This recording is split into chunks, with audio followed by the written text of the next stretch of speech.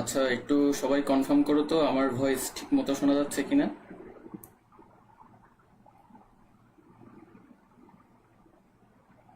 আচ্ছা, একটু সবাই হ্যাঁ, শোনা যায়।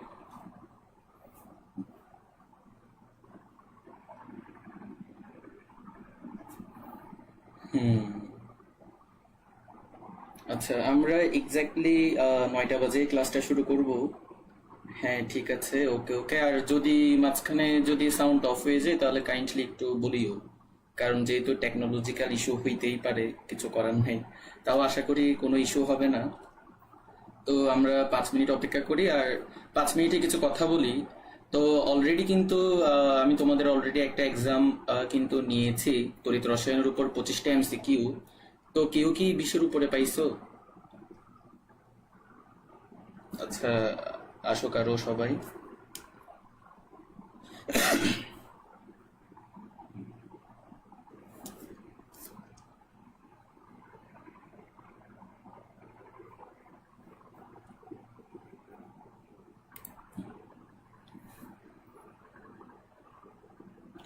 তোমরা চাইলে মেনশন করে দিতে পারো তোমাদের বন্ধু যারা আছে আর কি এখানে, তো ওদেরকে চাইলে মেনশন করে দিতে পারো।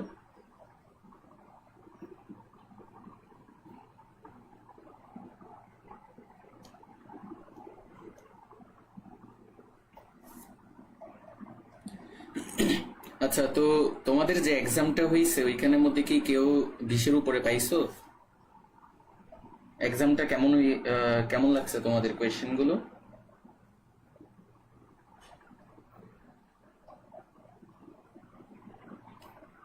আমাকে কয়েকজন অবশ্য বলছে, আহ, একজন 18 পাইছে, আর কয়েকজন 20-এর মধ্যে, অবশ্য কাউকে তো পাইনি।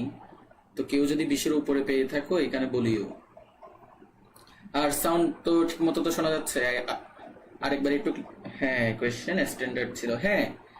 আচ্ছা, ঠিক আছে, হ্যাঁ, ওয়ালাইকুম আসসালাম। তো ওই প্রশ্নে যদি কেউ 25-এ যদি 20-এর উপরে পাও, তার মানে ধরে নিবা যে তোমার প্রিপারেশন ঠিক আছে। যদি 20-এর উপরে পাও আর কি, আর যদি 25-এ 22-এর উপরে পাও তাহলে তো আরো ভালো। হ্যাঁ, ওয়ালাইকুম আসসালাম। তো বাকিদেরকে একটু মেনশন করে দিতে পারো যদি তোমাদের কোনো ফ্রেন্ড যদি এই গ্রুপে থাকে আর কি। আর আমি কিন্তু অ্যানাউন্স করছিলাম যাতে সবাই যেন উপস্থিত থাকো, কারণ রাসায়নিক পরিবর্তন হচ্ছে এমন একটা চ্যাপ্টার, এটা মানে এখান থেকে প্রশ্ন পাবেই, ঠিক আছে।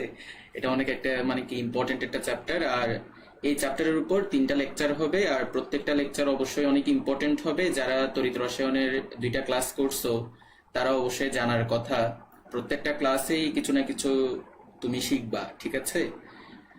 তো সেটাই হচ্ছে কথা, প্রত্যেকটা ক্লাস করার চেষ্টা করবা। আর ডিউরেশন বেশি হবে না, যেহেতু আমরা রাসায়নিক পরিবর্তন চ্যাপ্টারে 3টা লেকচার রেডি করছি, তো 3টা লেকচারেই আমরা ওইটা কভার করব।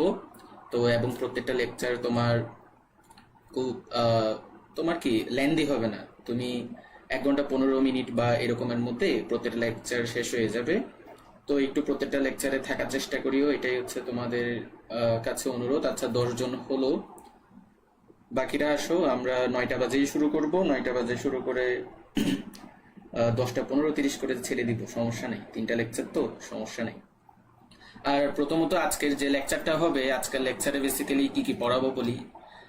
অ্যাটম ইকোনমি ও ইফেক্টর, তারপর আমরা বিভিন্ন MCQ সলভ করব। আমি তোমাদেরকে বলছিলাম যে তোমরা যে জিনিসগুলো না বুঝে মুখস্থ করো ছন্দ দিয়ে বা কবিতা দিয়ে, ওই জিনিসগুলোই হচ্ছে যে তোমাদেরকে লজিক দিয়ে বুঝিয়ে দিব, ঠিক আছে।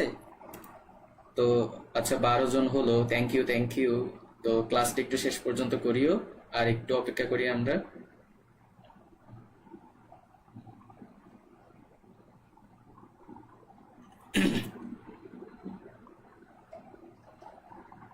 ও আচ্ছা, আরেকটা একটু কথা বলে রাখি, তোমাদের গুণগত রসায়নের তো ক্লাস তো শেষ হলো। ওইটার উপর একটা এক্সাম হবে, ওইটা হচ্ছে তোমার পরশু, মানে 19 তারিখ। 19 তারিখ গুণগত রসায়নের উপর একটা এক্সাম হবে, এবং ওইটার প্রশ্ন আমি করতেছি, তাই একটু বলে রাখি।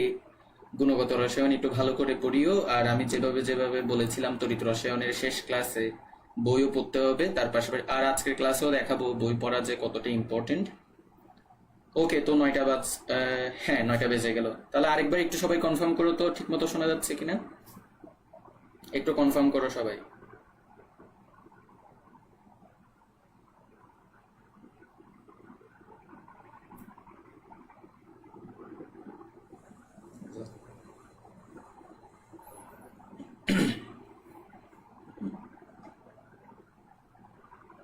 অল ওকে ওকে। আচ্ছা, তো বাকিরা সবাই, হ্যাঁ জি ভাইয়া ওকে। আচ্ছা, তাহলে আমরা শুরু করি। তো প্রথমত আজকে আমরা যে টপিকটা পড়বো সেটা হচ্ছে যে অ্যাটম ইকোনমি ও ই ফ্যাক্টর। তো অ্যাটম ইকোনমি এবং ই ফ্যাক্টর দুইটা যদিও একটু সহজ টপিক, তাও আমরা এখানে ডিটেলসে আলোচনা করব, আর তার পাশাপাশি কিছু রিটেন প্রশ্নও সলভ করব, যেন আমাদের রিটেনে যেন না আটকায়, ঠিক আছে? আর এরপর আমি দেখিয়ে দিব গ্রিন কেমিস্ট্রির যে 12টা মূলনীতি আছে সেগুলো তোমরা যে একটা কবিতার মাধ্যমে মুখস্থ করো, কবিতার মাধ্যমে মুখস্থ না করে তুমি কিভাবে লজিক দিয়ে বুঝে নিবা যে আসলে অ্যান্সার কোনটা হবে, সেটাও আমি তোমাদেরকে বুঝিয়ে দিব। তো তাহলে চলো শুরু করি। তো অ্যাটম ইকোনমি ও ই ফ্যাক্টর, তাহলে তো মনে রাখবা এই যে অ্যাটম ইকোনমি ও ই ফ্যাক্টর, এটার যে সূত্রটা আছে এটা আমাদের লাগবে। তাহলে এই পার্সেন্টেজের সূত্রটা কি হবে? মূলত দুইটা সূত্র আছে। একটা হচ্ছে তোমার কাঙ্ক্ষিত উৎপাদের ভর, কাঙ্ক্ষিত উৎপাদের ভর, কাঙ্ক্ষিত উৎপাদের ভর ডিভাইডেড বাই মোট উৎপাদের ভর, মোট উৎপাদের ভর, আর যে মানটা পাবা সেটার সাথে 100% কি করবা? গুণ করবা, যেহেতু আমরা এই পার্সেন্টেজ বের করতেছি, ঠিক আছে? এখন এই যে এই পার্সেন্টেজ, এটার মানে তো সবাই জানো, এ দিয়ে হচ্ছে অ্যাটম, ই দিয়ে হচ্ছে ইকোনমি। তাহলে এই যে তোমার এই পার্সেন্টেজ বা অ্যাটম ইকোনমি পার্সেন্টেজ, এটার সূত্র কি? কাঙ্ক্ষিত উৎপাদের ভর ডিভাইডেড বাই মোট উৎপাদের ভর, আর যেটা পাবা সেটার সাথে 100% তুমি কি করে দিবা? গুণ করে দিবা। আর কাঙ্ক্ষিত উৎপাদ মানে কি? তুমি যখন একটা বিক্রিয়া ঘটাবা তখন দেখবা যে ওই বিক্রিয়া থেকে তুমি যে প্রোডাক্টটা চাচ্ছ ওইটার পাশাপাশি হচ্ছে তোমার আরো কিছু এক্সট্রা যৌগ তৈরি হতে পারে। তো যে এক্সট্রা যৌগটা তৈরি হবে ওইটাকেই আমরা কি বলি? বর্জ্য বলি। আর যে কাঙ্ক্ষিত যৌগটা আমরা পাই সেটা হচ্ছে কাঙ্ক্ষিত উৎপাদ। আমরা যখন একটু পরে ম্যাথ করব তখন আরো ডিটেলসে বুঝবো। এখন এই পার্সেন্টেজের আরো একটা সূত্র আছে বেসিক্যালি, সেটা হচ্ছে যে দেখো উপরে তুমি কাঙ্ক্ষিত উৎপাদের ভর সেমই রাখো, কাঙ্ক্ষিত উৎপাদের ভর সেমই রাখো, আর তারপর হচ্ছে যে নিচে মোট উৎপাদের ভর না দিয়ে তুমি চাইলে কিও দিতে পারো, তুমি চাইলে এখানে মোট বিক্রিয়কের ভরও দিতে পারো। এখন কথা হচ্ছে যে কেন মোট উৎপাদের ভর আর মোট বিক্রিয়কের ভর যদি দিই অ্যান্সার কি ভিন্ন হবে না? উত্তর হচ্ছে যে না, অ্যান্সার ভিন্ন হবে না। কেন হবে না? তোমাকে একটা বিক্রিয়া দিয়ে বুঝাই দিচ্ছি। যেমন মিথেনের দহন বিক্রিয়া, আমরা যদি মিথেনের দহন বিক্রিয়া যদি দেখি, আচ্ছা দহন বিক্রিয়া কি মনে আছে সবার? দহন বিক্রিয়া হচ্ছে যখন আমরা কোনো একটা মৌল বা যৌগকে বায়ুর অক্সিজেন দ্বারা পুড়িয়ে ওই মৌল বা যৌগের অক্সাইডে রূপান্তর করি, তখন সেটা হচ্ছে দহন বিক্রিয়া। তাহলে এই যে মিথেন, এটাকে যদি তুমি অক্সিজেনের উপস্থিতিতে যদি পুরাও, তাহলে তোমার কি কি উৎপন্ন হবে? তুমি একটা অক্সাইড যৌগ পাবা, প্রথমত কার্বন ডাইঅক্সাইড পাবা, তারপরে হচ্ছে তুমি এখানে জলীয় বাষ্প পাবা। এবং চিন্তা করো তুমি এই বিক্রিয়াটা যে ঘটাইছো এটা কি? এটা হচ্ছে একটা দহন বিক্রিয়া। তাহলে দহন বিক্রিয়ায় তোমার কি উৎপন্ন হবে? হিট উৎপন্ন হবে, মানে তাপ উৎপন্ন হবে। তাহলে এখানে তাপ উৎপন্ন হলো। এখন চিন্তা করো, হ্যাঁ ওয়ালাইকুম আসসালাম। আচ্ছা তাহলে দেখো এই যে তোমার যে দহন বিক্রিয়াটা তুমি যে ঘটাইছো, এই বিক্রিয়াতে বিক্রিয়ক, এই যে দেখো তুমি যদি লক্ষ্য করো তাহলে দেখো এই পাশে যারা আছে এরা কি? এরা হচ্ছে তোমার বিক্রিয়ক। এই পাশে যারা আছে তারা হচ্ছে তোমার কি? বিক্রিয়ক। আর এই পাশে যারা আছে তারা হচ্ছে তোমার উৎপাদ। তাপকে আমরা কনসিডার করব না, তাপ তো এটা তো পরিবেশে ছড়াই যাবে, তাই না? এটাকে আমরা নিব না। তাহলে এই পাশে যে কার্বন ডাইঅক্সাইড আর জলীয় বাষ্প আছে এগুলো হচ্ছে উৎপাদ, আর এই পাশের গুলো হচ্ছে বিক্রিয়ক। এবার তুমি একটা জিনিস চিন্তা করো, তুমি যদি এখানে ওভারঅল ভর যদি বের করো, ধরো যে আমি বিক্রিয়কে টোটাল ভর বের করব, দেখো মিথেনের ভর বের করো, কার্বন 12, হাইড্রোজেন 1, তাহলে 4টা হাইড্রোজেন আছে 4, তাহলে 4 আর 12 মিলে কত? 16। তাহলে মিথেন হচ্ছে কত আসবে? 16। অক্সিজেন কত আসবে? 16 দ্বিগুণে 32। তাহলে তোমার এখানে টোটাল আসতেছে কত? 6 আর 2 যোগ করো, কত? 6 আর 2 হচ্ছে 8। তারপরে আচ্ছা দেখো এই যে তুমি যে মিথেন নিছো, একটা জিনিস লক্ষ্য করো, তোমার কিন্তু এখানে কি করতে হবে? সমতাকরণ করতে হবে। তুমি যদি সমতাকরণ না করো তাহলে কিন্তু হবে না। তাহলে একটা জিনিস যদি আমরা আগে সমতাকরণ যদি করে ফেলি, তাহলে দেখো এখানে যে মিথেন উৎপন্ন হলো, তাহলে দেখো এই যে এটা হচ্ছে আমার মিথেন যৌগ, আর এখানের মধ্যে আমার উৎপন্ন হলো কি? অক্সিজেন। তাহলে সমতাকরণ করি, তাহলে এই যে দেখো এখানে মিথেন আর এখানে অক্সিজেন, এখানে কার্বন একটা আছে, এখানে কার্বন একটা আছে, এখানে অক্সিজেন আছে দুইটা, এখানে অক্সিজেন আছে কয়টা? একটা। তাহলে তুমি এখানে 2 দিয়ে দাও, তাহলে অক্সিজেন তোমার 2টা হয়ে গেল। এখন অক্সিজেন এখানে 2টা হলো, আবার এখানেও অক্সিজেন তোমার 2টা আছে, তাহলে টোটাল কয়টা? 4টা। তাহলে এখানে তুমি একটা 2 দিয়ে দাও। এবার দেখো তো সমতাকরণ হয়েছে কিনা। কার্বন আছে একটা, কার্বন আছে একটা, হাইড্রোজেন আছে 4টা, হাইড্রোজেন আছে 4টা। তোমার এখানে অক্সিজেন 4টা হয়ে গেল, তোমার এখানে মধ্যে অক্সিজেন 4টা হয়ে গেল, তাহলে সবকিছু ঠিকঠাক আছে। এবার তুমি সমতাকরণ তো করছো, এবার হচ্ছে তুমি টোটাল ভরটা বের করো। তাহলে দেখো তো মিথেন কত? মিথেন হচ্ছে 16, O2 16 দ্বিগুণে 32, আর 32 দ্বিগুণে হচ্ছে 64। তাহলে তোমার এখানে আসবে কত? 6 আর 4 যোগ করলে 10, 10 এর 0 হাতে 1, 6 1 7 8, 80। এবার লক্ষ্য করো, তুমি যদি এখানে যদি বের করো, দেখো তো কার্বন ডাইঅক্সাইডের ভর 44। এগুলো একটু মনে রাখবা, যদি মনে রাখো তাহলে পরীক্ষাতে তাড়াতাড়ি অঙ্ক করতে পারবা। তাহলে দেখো কার্বন ডাইঅক্সাইড হচ্ছে তোমার 44, আর পানি তো তোমরা তো জানো 18, তাহলে 18 দ্বিগুণে কত? 36। তাহলে তোমার আসবে কত এখানে? 6 আর 4 10, 4 3 7 8। এই যে দেখো একটা জিনিস লক্ষ্য করো, তোমার এখানে মোট বিক্রিয়কের ভর যা আসছে, মোট উৎপাদের ভরও কিন্তু কি সেম আসছে, তাই না? তাহলে মোট বিক্রিয়কের ভর যা, মোট উৎপাদের ভরও কিন্তু তাই।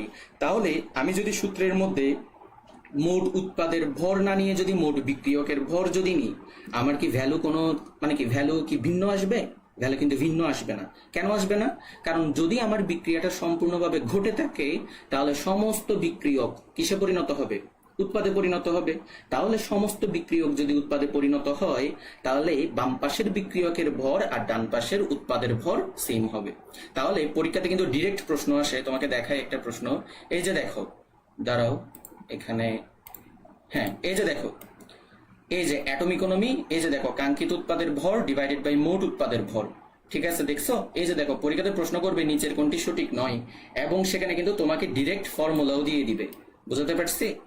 তো এগুলো একটু করে মনে রাখতে হবে, এবং মনে রাখবা এই পার্সেন্টেজের কয়টা সূত্র? এই পার্সেন্টেজের হচ্ছে তোমার 2টা সূত্র। একটা হচ্ছে যে কাঙ্ক্ষিত উৎপাদের ভর ডিভাইডেড বাই মোট উৎপাদের ভর ইন্টু 100%, আর একটা হচ্ছে কাঙ্ক্ষিত উৎপাদের ভর ডিভাইডেড বাই মোট বিক্রিয়কের ভর ইন্টু 100%। তো এই যে সূত্রটা, এই যে 2টা সূত্র, এই 2টা সূত্র একটু করে মনে রাখবা। এখন চলো আরেকটা জিনিস একটু করে শিখি।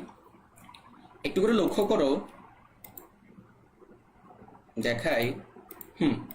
আচ্ছা একটা জিনিস লক্ষ্য করো তো, তুমি যদি এখানে দেখো, তাহলে সূত্র দেখে তুমি বলতে পারবা এই পার্সেন্টেজের সাথে তোমার যে কাঙ্ক্ষিত উৎপাদের ভর, এই দুইটা কিন্তু কি সমানুপাতিক সম্পর্কে আছে, তাই না?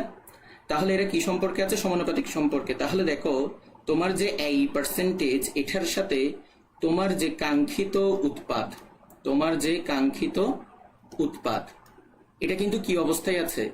সমানুপাতিক সম্পর্কে আছে। তাহলে যেহেতু এই পার্সেন্টেজের সাথে কাঙ্ক্ষিত উৎপাদ সমানুপাতিক সম্পর্কে আছে, তার মানে আমি বলতে পারি, আমি যদি এখানে এই পার্সেন্টেজের মান বাড়িয়ে দিই, তাহলে এই পার্সেন্টেজের মান বাড়ালে তাহলে কি হবে বলতো? আমার যে কাঙ্ক্ষিত উৎপাদ, কাঙ্ক্ষিত উৎপাদ মানে হচ্ছে যেটা আমি তৈরি করতে চাচ্ছি, যেটা তৈরি করার জন্য বিক্রিয়াটা আমি ঘটাইছি, সেটার পরিমাণও কি হবে? বেড়ে যাবে। এখন চিন্তা করো, কাঙ্ক্ষিত উৎপাদের পরিমাণ বাড়া মানে কি? তোমার এক্সট্রা যে যৌগ বা এক্সট্রা যে পদার্থটা তৈরি হয়েছে, অর্থাৎ যেটাকে আমরা বর্জ্য পদার্থ বলি, ওই বর্জ্যের পরিমাণ কি কমে যাবে। তার মানে আমরা বলতে পারি অর্থাৎ অর্থাৎ বর্জ্য। এখন দেখো বর্জ্যকে বিভিন্ন নামে ডাকা হয়, এগুলো লিখে দিচ্ছি, এগুলো মনে রাখবা। বর্জ্য যে কথা, তোমার উপজাতক সেম কথা, তারপরে হচ্ছে তোমার ওয়েস্ট একই কথা, তারপর হচ্ছে তোমার বাই প্রোডাক্ট, এগুলো সবগুলো হচ্ছে সেম কথা। তো পরীক্ষাতে অপশনে মাঝে মাঝে হচ্ছে তোমার ইংলিশ নামও দিয়ে দিতে পারে, তো এগুলো নিয়ে ঘাবড়ানো যাবে না। তাহলে কি অর্থাৎ বর্জ্য, তাহলে বর্জ্য কি হবে? কম হবে। ঠিক আছে, তাহলে এই পার্সেন্টেজ যত বেশি, কাঙ্ক্ষিত উৎপাদ তত বেশি পাবো, আর কাঙ্ক্ষিত উৎপাদ যত বেশি পাবো, আমাদের বর্জ্যের পরিমাণটা তত কমে যাবে। এখন চিন্তা করো, বর্জ্যের পরিমাণ যদি কমে যায়, তাহলে বিক্রিয়াটা কি পরিবেশের জন্য ভালো না? অবশ্যই ভালো, কারণ পরিবেশের মধ্যে ওয়েস্ট রিলিজ কম হবে। তাহলে আমরা বলতে পারি, কি বলতে পারি? সুতরাং বিক্রিয়াটি বিক্রিয়াটি কি হবে বলো? বিক্রিয়াটি পরিবেশ বান্ধব। এখন অনেক সময় এমসিকিউতে পরিবেশ বান্ধব না দিয়ে আরো 2টা ওয়ার্ড ইউজ করে, কি কি? গ্রিনার অথবা সবুজ। এই যে পরিবেশ বান্ধব, গ্রিনার, সবুজ, এগুলো কিন্তু একই কথা। তো প্রথম দিকে আমাদের একটু থিওরিটিক্যাল ক্লাস হচ্ছে, এর পরবর্তীতে আমরা আরো কঠিন কঠিন টপিকে চলে যাব, তাই সবাই একটু ধৈর্য ধরো আর একটু করে রেসপন্স করো তো, শোনা যাচ্ছে কিনা। তাহলে দেখো বিক্রিয়াটি হচ্ছে পরিবেশ বান্ধব বা গ্রিনার, বা কি হবে তোমার বলো? সবুজ হবে। ঠিক আছে, আচ্ছা এতটুকু যদি বুঝো তাহলে এবার চলো আমরা একটা প্রশ্নের সমাধান দেখি। এই প্রশ্নটা হচ্ছে তোমাদের রিটেন আসতে পারে। তাহলে দেখো কি বললো, এই পার্সেন্টেজের মান 100% সম্ভব কিনা, যদি হয় তবে সেটা ব্যাখ্যা করো। তাহলে দেখি আমরা এই পার্সেন্টেজের মান 100% হয় কিনা। দেখো আমি আগে কোনো উত্তর দিব না, হ্যাঁ না কি না এটা আমি জানি না, এটা আমি নিজে বের করবো যে। ঠিক আছে, তাহলে চলো বের করি। ওকে, শোনা যাচ্ছে, আচ্ছা ঠিক আছে। তাহলে চলো দেখি আমরা এই পার্সেন্টেজের মান তোমার 100% হয় নাকি হয় না, তারপরে হচ্ছে আমরা মতামত দিব। এখন চিন্তা করো, এই পার্সেন্টেজের সূত্র তো তুমি তো পড়ছো, তাই না? এখন ধরো যে তুমি একটা বিক্রিয়া ধরলাম যে আমি সালফারের দহন ঘটাচ্ছি। এখন চিন্তা করো, সালফারের দহন মানে হচ্ছে সালফারকে তুমি অক্সিজেন দ্বারা পুরাবা। ঠিক আছে, দহন মানে কি, অক্সিজেনের সাথে বিক্রিয়া ঘটানো। তাহলে তোমার এখান থেকে কি উৎপন্ন হবে বলো? সালফার ডাইঅক্সাইড উৎপন্ন হবে। আর কি কিছু উৎপন্ন হবে? উৎপন্ন হবে না। এখন একটু করে চিন্তা করে বলো, এই যে তুমি এখানে বিক্রিয়াটা যে ঘটাইছো, সালফারের সাথে যে অক্সিজেনের বিক্রিয়াটা যে ঘটাইছো, এই বিক্রিয়াতে তোমার সালফার ডাইঅক্সাইড উৎপন্ন হচ্ছে। এই যে সালফার ডাইঅক্সাইড, এটাই হচ্ছে তোমার আসলে কি এখানে কাঙ্ক্ষিত উৎপাদ। কারণ তুমি যদি সালফারের সাথে অক্সিজেনের বিক্রিয়া ঘটাও, তোমার এখান থেকে একমাত্র সালফার ডাইঅক্সাইডই উৎপন্ন হবে, আর তো কিছু তো উৎপন্ন হবে না, তাই না? আর তো কিছু উৎপন্ন হবে না। ওকে, তাহলে যেহেতু তোমার সালফার ডাইঅক্সাইড উৎপন্ন হচ্ছে, তার মানে এটাই হচ্ছে যে তোমার কি বলো, এটাই হচ্ছে তোমার কাঙ্ক্ষিত উৎপাদ। কাঙ্ক্ষিত উৎপাদ। এবার একটু করে লক্ষ্য করো, এখানে কি তোমার কোনো বর্জ্য পদার্থ আছে?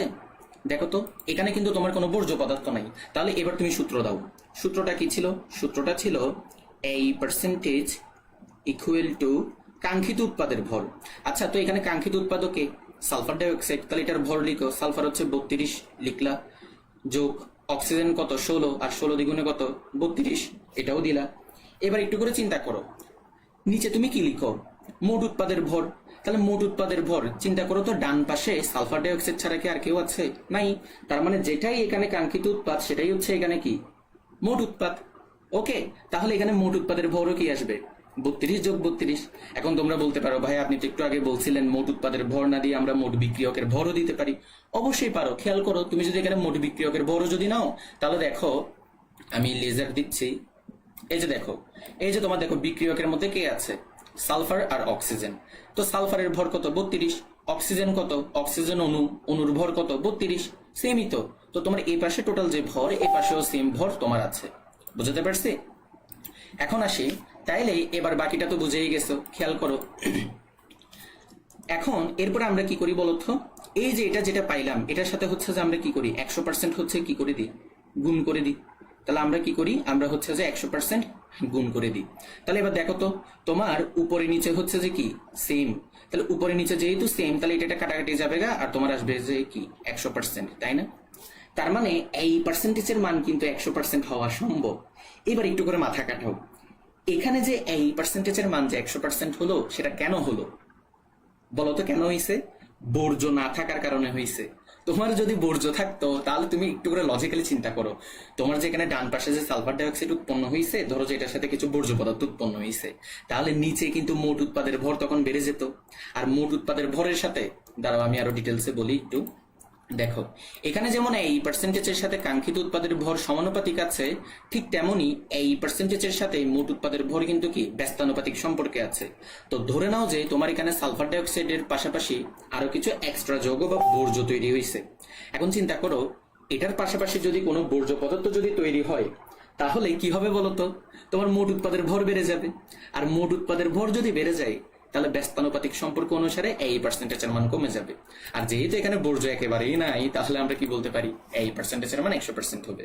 তাহলে আমরা অবশেষে এখান থেকে যেটা বলতে পারি সেটা হচ্ছে কি, তাহলে আমি দেখাই, হ্যাঁ, তাহলে অবশেষে আমরা এখান থেকে যেটা বলতে পারি সেটা হচ্ছে যে এই পার্সেন্টেজের যে মান, সেটা কিন্তু কি হওয়া সম্ভব, 100% হওয়া সম্ভব। সুতরাং সম্ভব, ঠিক আছে? সুতরাং সম্ভব যদি বর্জ্য না থাকে। অর্থাৎ আমাদের যদি কোনো প্রকার বর্জ্য যদি উৎপন্ন না হয়, তাহলে এই পার্সেন্টেজের মান বরাবর কি হয়ে যাবে, 100% হবে। ঠিক আছে? এখন এই প্রশ্নটা একটু ঘুরিয়েও দেওয়া যায়। কিভাবে? তোমাকে এভাবেও বলতে পারে অপশনের মধ্যে, ধরো যে প্রশ্ন দিলে এরকম এই পার্সেন্টেজের মান 100% কিভাবে হবে। তো মনে করো অপশনে বর্জ্য পদার্থ উৎপন্ন হবে না, না দিয়ে ধরো এইভাবে করে বললো উপজাতক উৎপন্ন হবে না, বাই প্রোডাক্ট উৎপন্ন হবে না। একই কথা, কারণ বর্জ্য যে কথা, উপজাতকও সেম কথা, বাই প্রোডাক্টও সেম কথা, ওয়েস্টও সেম কথা। ওকে, তাহলে এই যে এই পার্সেন্টেজ জাস্ট এতটুকু জানলেই হবে, এখানে আর কোনো কিছু লাগবে না। এখন আমরা সরাসরি কোথায় চলে যাব? ই ফ্যাক্টরে চলে যাব। তো আরেকটি ইম্পর্টেন্ট টপিক সেটা হচ্ছে যে আমাদের কি ই ফ্যাক্টর। তো চলো ই ফ্যাক্টর নিয়ে আলোচনা করি। তো এই যে দেখো আমাদের ই ফ্যাক্টর, এখন ই ফ্যাক্টরের সূত্রটা কি মনে রাখবা। ই ফ্যাক্টর, তার আগে বলি ই ফ্যাক্টর মানে কি। তোমরা অনেকে হয়তো ই ফ্যাক্টরের পূর্ণরূপ জানো না। মনে রাখবা ই ফ্যাক্টরের যে পূর্ণরূপ সেটা হচ্ছে যে তোমার এনভায়রনমেন্টাল ফ্যাক্টর। এনভায়রনমেন্টাল ফ্যাক্টর, ঠিক আছে? আচ্ছা, তাহলে ই ফ্যাক্টরের সূত্রটা কি মনে রাখবা।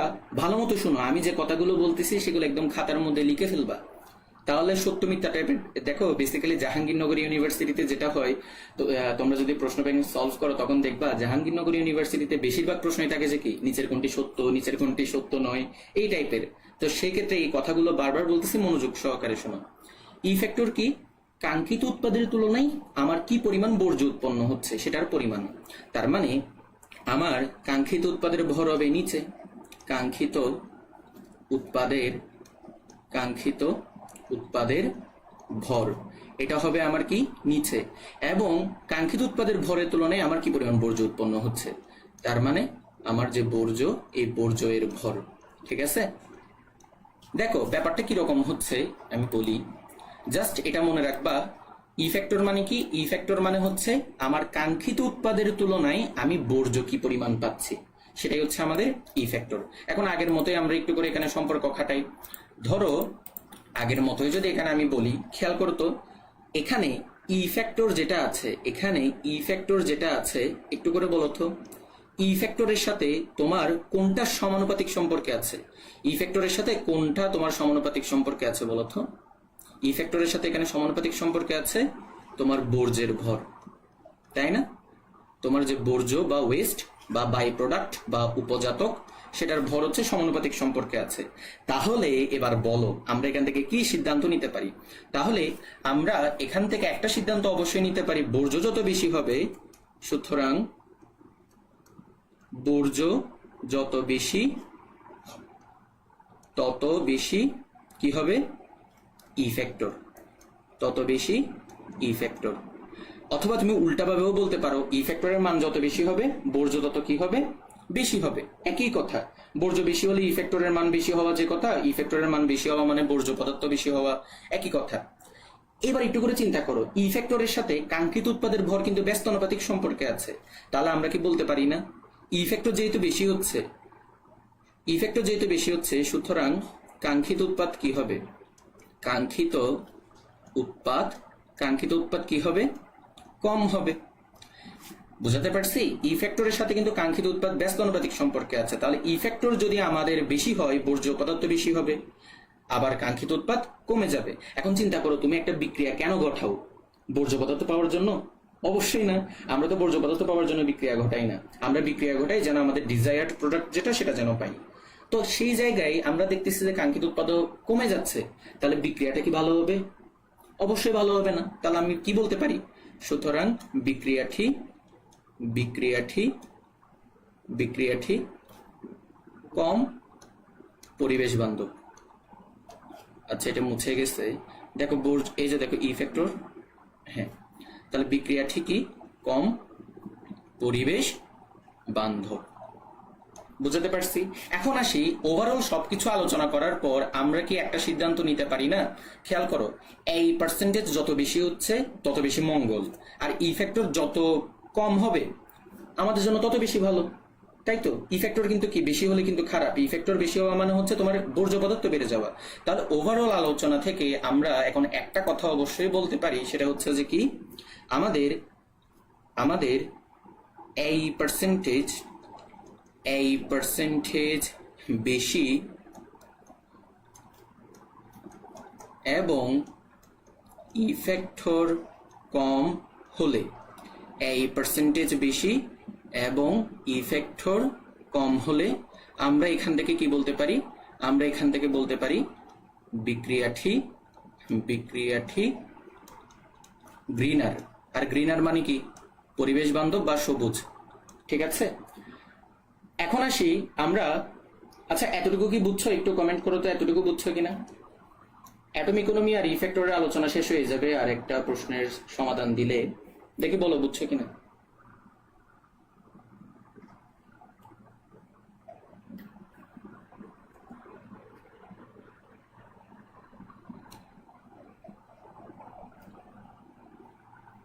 বুঝতে পারছি, ওকে। তারপর বাকিরা? জি ভাইয়া, হ্যাঁ হ্যাঁ হ্যাঁ, ক্লাসে কিন্তু থাকিও, লাস্ট পর্যন্ত কিন্তু থাকিও। এরপরের টপিকগুলো আরো অনেক ইম্পর্টেন্ট। ওকে, বুঝছি। আচ্ছা, তাহলে এবার এই প্রশ্নের আমরা সলভ করে ফেলি। ই ফ্যাক্টরের মান 0 হওয়া সম্ভব কিনা। তো এত কিছু জানি না, আমরা আগে এটা বের করব, বের করে তারপর সিদ্ধান্ত নিব যে কি সম্ভব নাকি সম্ভব না। ওকে, তাহলে চলো আমরা বের করি, তারপর আমরা ডিসিশন নিব। তাহলে চলো বের করি এখন। তাহলে দেখো, ই ফ্যাক্টরের মান 0 হওয়া সম্ভব কিনা। তুমি, আচ্ছা, আমি তো তোমাকে দুইটা বিক্রিয়া দেখালাম, এখন চলো তোমাকে আরেকটা বিক্রিয়া দেখাই। ধরো যে এবার আমরা আরেকটা বিক্রিয়া দেখবো, সেটা হচ্ছে যে এরকম। ধরো যে নাইট্রোজেন আর অক্সিজেন বিক্রিয়া করতেছে। এখন বলো তো, নাইট্রোজেন আর অক্সিজেন বিক্রিয়া করে তোমার কি উৎপন্ন করবে? নাইট্রিক অক্সাইড উৎপন্ন করবে। সমতাকরণ করে দাও 2 দিয়ে, তাহলে কি এই বিক্রিয়াটা হয়ে গেল। এইবার আচ্ছা, একটু করে তোমরা কমেন্ট করো তো, এই বিক্রিয়াটাকে দেখে কি ধরনের বিক্রিয়া বলে মনে হচ্ছে? এটা কি দহন বিক্রিয়া হবে? একটু করে বলো তো, এইটা কি দহন বিক্রিয়া হবে কিনা।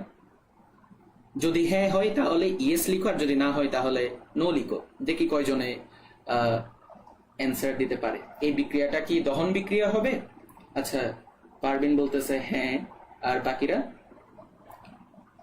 বাকিদের কি মনে হয়, এটা কি দহন বিক্রিয়া হবে? দহন বিক্রিয়া মানে হচ্ছে যে কোনো একটা মৌল বা যৌগকে অক্সিজেনের উপস্থিতিতে পুড়িয়ে ওই মৌল বা যৌগের অক্সাইডে রূপান্তর করব, আর সেক্ষেত্রে আমাদের তাপ উৎপন্ন হবে। এখন দেখি বলো, এই বিক্রিয়াটাকে দহন বিক্রিয়া কিনা। দেখি বলো তো। ইয়েস। আচ্ছা, রুহুল আমিন বলতেছে নো। আচ্ছা আচ্ছা, একজনকে পাইলাম যে না বলতেছে। আর বাকিরা? দেখি বলো, বাকিরা বলো তো। সবাই কমেন্ট করো, ভুল হলেও সমস্যা নাই, বাট একটু করে ট্রাই করো। আর তুমি যদি ভুল করো তাহলে ওই ভুলটা কিন্তু সবসময় মনে থাকবে। এটা মনে থাকবে যে আমি তো মানে কি ভাইয়ার প্রশ্নের অ্যান্সার তো ভুল দিছিলাম কমেন্টে, তো এটা মনে থাকবে, তখন আর ভুল করবে না ভবিষ্যতে। দেখি বলো, এটার অ্যান্সার কি হবে, ইয়েস নাকি নো? আচ্ছা, ইয়েস, নো, আচ্ছা আচ্ছা, নো, আচ্ছা, হ্যাঁ, নো নো নো। আচ্ছা, সংযোজন বিক্রিয়া মনে হয়। আচ্ছা আচ্ছা, তারপর নো। আচ্ছা আচ্ছা, ঠিক আছে। আচ্ছা শোনো, এটা কিন্তু দহন বিক্রিয়া হবে না। কেন হবে না বলি, এটা একটু ইন্টারেস্টিং একটা জিনিস। শোনো, এই জিনিসটা খুব ইন্টারেস্টিং এবং এটা নিয়ে আমরা সামনের লেকচারে আরো আলোচনা করব। তোমাদের যে তাপ উৎপাদী ও তাপহারী বিক্রিয়া, তো অনেক সময় পরীক্ষাতে জিজ্ঞেস করে নিচের কোনটি তাপ উৎপাদী বিক্রিয়া বা নিচের কোনটি তাপহারী বিক্রিয়া। এবং সবচেয়ে দুঃখজনক ব্যাপার হচ্ছে যে আমি নিজেই দেখেছি অনেক জায়গায় হচ্ছে কি হাই কালো সাথের মিতা নাই, মানে এরকম একটা ছন্দ দিয়ে এটা শিখিয়ে দেওয়া হয়, যেটা আসলে মানে আমার তো আসলে ভালো লাগে না। তো আসলে কোনটা তাপ উৎপাদী কোনটা তাপহারী এটা আমরা বুঝবো কিভাবে? ওইটা বোঝার একটা উপায় আছে, ওইটা আমরা দেখবো পরবর্তী ক্লাসে। আপাতত এই বিক্রিয়াটা দিয়ে আমি তোমাকে বুঝাই দিচ্ছি এই বিক্রিয়াটা কেন দহন বিক্রিয়া হবে না। তোমরা যদি পরিবেশ রসায়ন যদি পড়ে থাকো, ওই পরিবেশ রসায়নে কিন্তু একটা লাইন পড়বা, সেটা হচ্ছে যে কি বজ্রপাতের সময় প্রায় 3000 ডিগ্রি সেলসিয়াস তাপমাত্রায়, প্রায় 3000 ডিগ্রি সেলসিয়াস তাপমাত্রায়, এটা কিন্তু পরিবেশ রসায়নে আছে। বজ্রপাতের সময় প্রায় 3000 ডিগ্রি সেলসিয়াস তাপমাত্রায় বায়ুমণ্ডলে নাইট্রোজেন আর অক্সিজেন যুক্ত হয়ে নাইট্রিক অক্সাইড তৈরি করে। এবার একটু মাথার মধ্যে প্রেসার দাও। এই যে 3000 ডিগ্রি সেলসিয়াস তাপমাত্রায় এরা যুক্ত হচ্ছে, তার মানে চিন্তা করে দেখো এদেরকে সংযুক্ত করার জন্য কি পরিমাণ হিট আমাদের দিতে হচ্ছে। তার মানে এরা হিট তো প্রডিউস করতেছে না, উল্টা আরো হিট কি করতেছে, অ্যাবজর্ব করতেছে, মানে শোষণ করতেছে। এখন তুমি বলো, দহন বিক্রিয়াতে কি তাপের শোষণ ঘটে নাকি তাপটা উৎপন্ন হয়? অবশ্যই তাপটা উৎপন্ন হয়। দহন বিক্রিয়া মানে কি, ওইখানে তাপ উৎপন্ন হবে, ওইটা পরিবেশে চলে যাবে, মানে কি তাপ উৎপাদী বিক্রিয়া। কিন্তু এই বিক্রিয়ায় আমরা দেখি যে কি নাইট্রোজেন আর অক্সিজেন বিক্রিয়া করার জন্য উল্টা আরো মানে কি তারা আরো তাপ নিচ্ছে। তাহলে এবার তোমরা বলো, এটা কি দহন বিক্রিয়া হবে? অবশ্যই না, কারণ এখানে তো তাপের তো শোষণ ঘটতেছে, তাপ উৎপন্ন হওয়ার জায়গায় এখানে তাপ আরো শোষিত হচ্ছে। এই কারণেই বেসিক্যালি এটা হচ্ছে যে কি তোমার দহন বিক্রিয়া হবে না। আর যেহেতু এটা দহন বিক্রিয়া হবে না, তাই এটা তাপ উৎপাদী বিক্রিয়াও হবে না। এখন তোমাদের মনে প্রশ্ন আসতে পারে, কেন নাইট্রোজেন আর অক্সিজেন যুক্ত হয় না?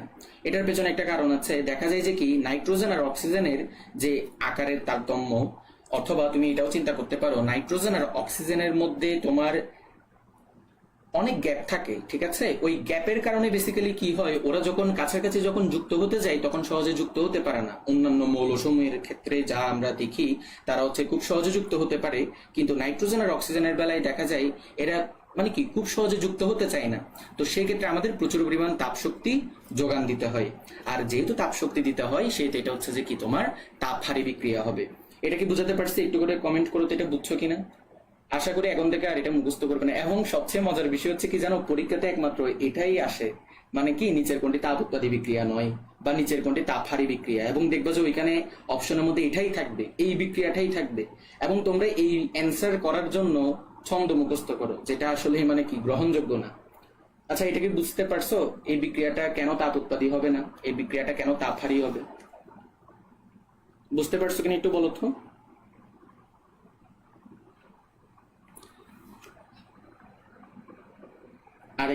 আরেকবার বলি, পরিবেশ রসায়নে তোমরা এটা পড়ে থাকবা, বজ্রপাতের সময় প্রায় 3000 ডিগ্রি সেলসিয়াস তাপমাত্রায় বায়ুমণ্ডলে নাইট্রোজেন আর অক্সিজেন যুক্ত হয়ে নাইট্রিক অক্সাইড তৈরি করে। এই লাইনের মানে কি? এই যে তোমার 3000 ডিগ্রি সেলসিয়াস তাপমাত্রা লাগতেছে, কেন লাগতেছে? নাইট্রোজেন আর অক্সিজেনকে যুক্ত করার জন্য। তার মানে অবশ্যই এরা যুক্ত হওয়ার সময় তাপকে শোষণ করতেছে, তাপকে শোষণ করার মাধ্যমে এরা যুক্ত হয়ে নাইট্রিক অক্সাইড তৈরি করতেছে। এখন তুমি চিন্তা করো, দহন বিক্রিয়াতে কি হয়? তাপ শোষণ হয় নাকি তাপ উৎপাদন হয়? তাপ উৎপাদন হয়। কিন্তু এখানে তো উল্টা, তো তোমার কি তাপ শোষণ হচ্ছে। তো যেহেতু এখানে তাপ শোষণ হচ্ছে, এটা তো তোমার দহন বিক্রিয়া হইতে পারে না। আর যেহেতু এখানে তাপের শোষণ হচ্ছে, তার মানে এটা কি তাপহারী বিক্রিয়া। এটা নিয়ে আমরা আরো ডিটেলস আলোচনা করবো। আচ্ছা রুহুল আমিন, বলো তো বুঝছো কিনা, দেখি বলো বুঝছো কিনা। তাহলে আশা করি এটা বোঝা গেছে। এখন আমরা এই টপিকটা শেষ করব। তাহলে দেখো, তাহলে এবার এটার ক্ষেত্রে আমরা ইফেক্টর বের করি। তাহলে আমাদের সমতাকরণ শেষ, প্রথম কাজ হচ্ছে সমতাকরণ করব। এখন চিন্তা করো এখানে কাঙ্ক্ষিত উৎপাদ কোনটা।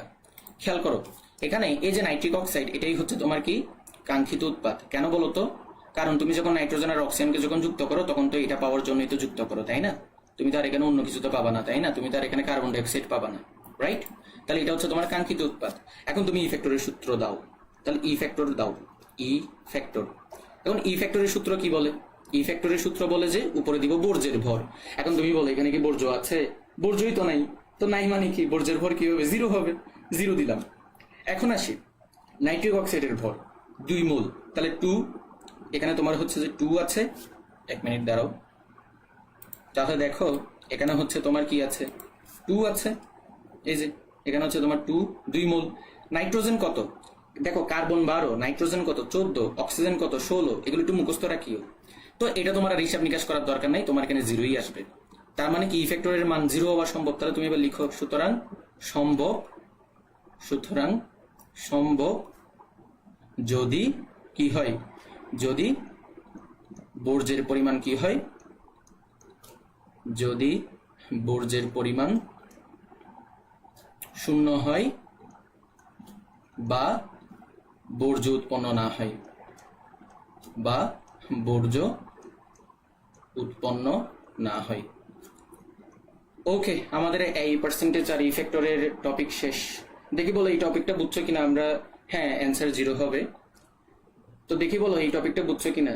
এবং বারবার বলতেছি এই টপিকটা অনেক বেশি ইম্পর্টেন্ট, কারণ পরীক্ষাতে সত্য মিথ্যা টাইপের প্রশ্নগুলো বেশি দেয়। এবং যারা জাহাঙ্গীরনগর ইউনিভার্সিটিতে পরীক্ষা দিবা তাদেরকে বলে রাখতেছি, জাহাঙ্গীরনগর ইউনিভার্সিটিতে কিন্তু এরকম প্রচুর পরিমাণে প্রশ্ন আসে, নিচের কোনটি সঠিক বা নিচের কোনটি সঠিক নয়। ঠিক আছে? তো দেখি বলো ওভারঅল আলোচনা বুঝছো কিনা। স্লাইড দিয়ে দিব, তখন একবার নোট করে ফেলি। আগে বলো এটা বুঝছো কিনা। বুঝলে আমরা এখন আমরা এখন একদম দুর্দান্ত একটা মুহূর্তে প্রবেশ করব, সেটা হচ্ছে এমসিকিউ সলভ করব। তো সবাই একটু করে কমেন্ট করে এতটুকু বুঝছে কিনা। জি, ওকে, বুঝছি। তারপর বাকিরা একটু কমেন্ট করো।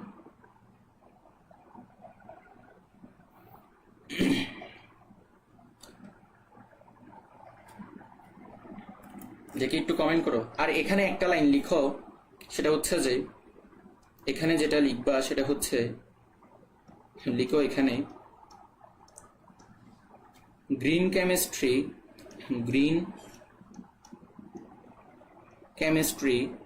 আচ্ছা, গ্রিন কেমিস্ট্রির বাংলা কি? সবুজ রসায়ন। তাহলে গ্রিন কেমিস্ট্রি বা সবুজ রসায়নের আচ্ছা, এটাকে সবুজ রসায়ন কেন বলে বলতে পারবা? হুম, গ্রিন কেমিস্ট্রি বা সবুজ রসায়নের মূলনীতি কয়টা? 12টা। এখন এই 12টা মূলনীতি তোমরা অনেকে দেখা যায় যে কি একদম মানে কি ফার্স্ট টু লাস্ট হচ্ছে একদম কি মুখস্থ করো, আবার অনেকে দেখা যায় যে কি ওই একটা কবিতা একটা আছে ওই কবিতা দিয়ে মুখস্থ করো। তো এত প্রেশার নেওয়ার দরকার নাই। মনে রাখবা তুমি যখন পরীক্ষা দিতে যাবা তখন কিন্তু শুধু রসায়ন প্রিপারেশন নিয়ে কিন্তু যাবা না, তোমার মাথার মধ্যে রসায়নের বিভিন্ন ইনফরমেশন থাকবে, বায়োলজি থাকবে, ম্যাথ থাকবে, ফিজিক্স, তারপর হচ্ছে তোমার ইংলিশ। তো এত কিছু যখন থাকবে দেখবা যে কি পরীক্ষার হলে গিয়ে কি গুলাই যাবে। তো এটা করতে যাইও না। তো দেখো, জাস্ট মনে রাখবা গ্রিন কেমিস্ট্রি বা সবুজ রসায়নের মূলনীতি হচ্ছে 12টা। জাস্ট এই লাইনটা মনে রাখবা, এগুলো পরিবেশ বান্ধব, এগুলো পরিবেশ বান্ধব। দেখো, এখানে মুখস্থ করার আসলে কিছু নাই, সবগুলো লজিক্যাল কথা বলতেছি। গ্রিন কেমিস্ট্রি মানে হচ্ছে যে রসায়নের সেই শাখা যেই শাখায় আমরা রসায়নকে পরিবেশের উপযোগী হিসেবে প্রয়োগ করব। মানে রসায়নকে আমরা এমনভাবে ব্যবহার করব যেন পরিবেশের কোনো ক্ষতি না হয়, উল্টা আরো পরিবেশের জন্য লাভ হয়। তাহলে অবশ্যই গ্রিন কেমিস্ট্রিতে যে 12টা মূলনীতি আছে সেগুলো অবশ্যই কি হবে, পরিবেশ বান্ধব হবে, রাইট? ওকে, তাহলে চলো এবার আমরা এমসিকিউ সলভ করি। প্রথমত, গ্রিন কেমিস্ট্রির 12টি নীতির মধ্যে কোনটি সঠিক নয়? খেয়াল করো। আচ্ছা, কার্সর ইউজ করি। দেখো, গ্রিন কেমিস্ট্রির 12টি নীতির মধ্যে কোনটি সঠিক নয়? প্রথমত বলো ন্যূনতম উপজাতক। এই যে দেখছো, এখানে কিন্তু বর্জ্য পদার্থ বলে নেই। তো এটা একটু আগেই বলে দিয়েছিলাম, উপজাতক যে কথা, বর্জ্য পদার্থ সেম কথা, ওয়েস্টও সেম কথা, বাই প্রোডাক্টও সেম কথা, লিখে রাখবা। তাহলে দেখো, ন্যূনতম উপজাতক। আচ্ছা, তার মানে তোমার বর্জ্য পদার্থ অনেক কম উৎপন্ন হওয়া। এখন চিন্তা করো তো, বর্জ্য পদার্থ যত কম উৎপন্ন হবে বিক্রিয়া তো ততই ভালো। তার মানে এটা কিন্তু গ্রিন কেমিস্ট্রি 12টা নীতির মধ্যে পড়বে। নবায়নযোগ্য কাঁচামাল ব্যবহার, অর্থাৎ এমন কাঁচামাল যেটা হচ্ছে তুমি বারবার ইউজ করতে পারবা, শেষ হয়ে গেলেও বারবার ইউজ করতে পারবা। তাহলে এরকম যদি তুমি কাঁচামাল ইউজ করো তাহলে কি হবে বলতো, পরিবেশের যে বিভিন্ন রিসোর্স আছে সেগুলো কিন্তু সহজে শেষ হবে না, ফলে পরিবেশেরও ক্ষতি হবে না। শক্তি দক্ষতা পরিকল্পনা, তাহলে দেখো খ নাম্বারটা কিন্তু গ্রিন কেমিস্ট্রি নীতির মধ্যে পড়বে, কারণ এটা পরিবেশের কোনো ক্ষতি করতেছে না। ঘ নাম্বার শক্তি দক্ষতা পরিকল্পনা, অর্থাৎ একটা রাসায়নিক বিক্রিয়া সম্পন্ন করতে তোমার টোটাল কি পরিমাণ শক্তি লাগতেছে। যেমন তোমরা কিন্তু পড়ছো সক্রিয়ণ শক্তি, মানে কি একটা রাসায়নিক বিক্রিয়া সম্পন্ন হতে ন্যূনতম যে শক্তির প্রয়োজন সেটা হচ্ছে সক্রিয়ণ শক্তি। তো সেজন্য তোমার থেকে শক্তি দক্ষতা পরিকল্পনা করতে হবে। তাহলে এটাও পড়ে না কোনটা? এই যে তোমার সস্তা কেমিক্যাল, এটা কেন পড়ে না বলতো? কারণ তুমি যদি সস্তা কেমিক্যাল ব্যবহার করো তাহলে দেখা যাবে যে তুমি যেটা তৈরি করতে যাচ্ছ সেটা তৈরি না হয়ে উল্টাপাল্টা একটা জিনিস তৈরি হয়ে গেল, এবং দেখা যাবে যে কি বর্জ্য পদার্থ উৎপন্ন হইতে পারে। ঠিক আছে? আচ্ছা, দেখি 2 নাম্বারটা ইন্টারেস্টিং প্রশ্ন। 2 নাম্বারটার অ্যান্সার বলো তো কি হবে? 2 নাম্বারটি একটি ইন্টারেস্টিং প্রশ্ন। 2 নাম্বারটার অ্যান্সার কি হবে বলো? হ্যাঁ, সি সি। ওকে ওকে, তাহলে ভেরি গুড। এবার 2 নাম্বারটার অ্যান্সার বলো। 2 নাম্বারটা যদি বলতে পারো তাহলে অনেক খুশি হবে। 2 নাম্বারটা বলো তো, 2 নাম্বারের অ্যান্সার কি হবে? গ্রিন কেমিস্ট্রির 12টি নীতির মধ্যে নিচের কোনটি সঠিক নয়? বলো, 2 নাম্বারের অ্যান্সার কি হবে?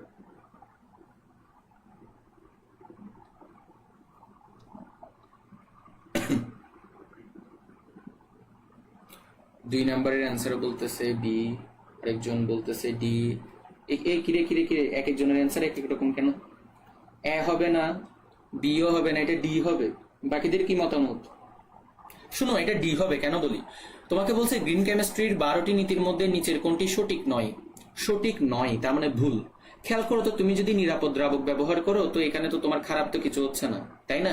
তুমি যদি নিরাপদ দ্রাবক ব্যবহার করো তাহলে তো এটা তো ভালো, এটা তো পরিবেশের তো কোনো ক্ষতি করতেছে না। তাহলে এটা 12টা নীতির মধ্যে পড়বে। বর্জ্য পদার্থ রোধকরণ, মানে বর্জ্য পদার্থ একদম টোটালি একদম নাই করে দিবা, বর্জ্য পদার্থ যেন উৎপন্ন না হয় সেরকম ব্যবস্থা নিবা, এটাও তো পরিবেশের জন্য ভালো। ন্যূনতম উপজাতক একটু আগেই বললাম, এটাও পরিবেশের জন্য ভালো। এইবার এই জায়গায় গিয়ে অনেকে কনফিউজড হয়ে যাও যে কি প্রাকৃতিক কেমিক্যাল পরিকল্পনা এটা কেন অ্যান্সার হবে। আসলে অ্যান্সার কিন্তু এটাই হবে, কিন্তু কেন হবে? অনেকে হয়তো মনে করবে যে ভাই এখানে তো প্রাকৃতিক জিনিস আছে, তাহলে এটা তো ভালো হওয়ার কথা। শুনো, প্রাকৃতিক বলছে মানে যে সেটা যে ভালো হবে এমন তো কোনো কথা নাই। প্রকৃতির সবগুলো জিনিসই কি ভালো?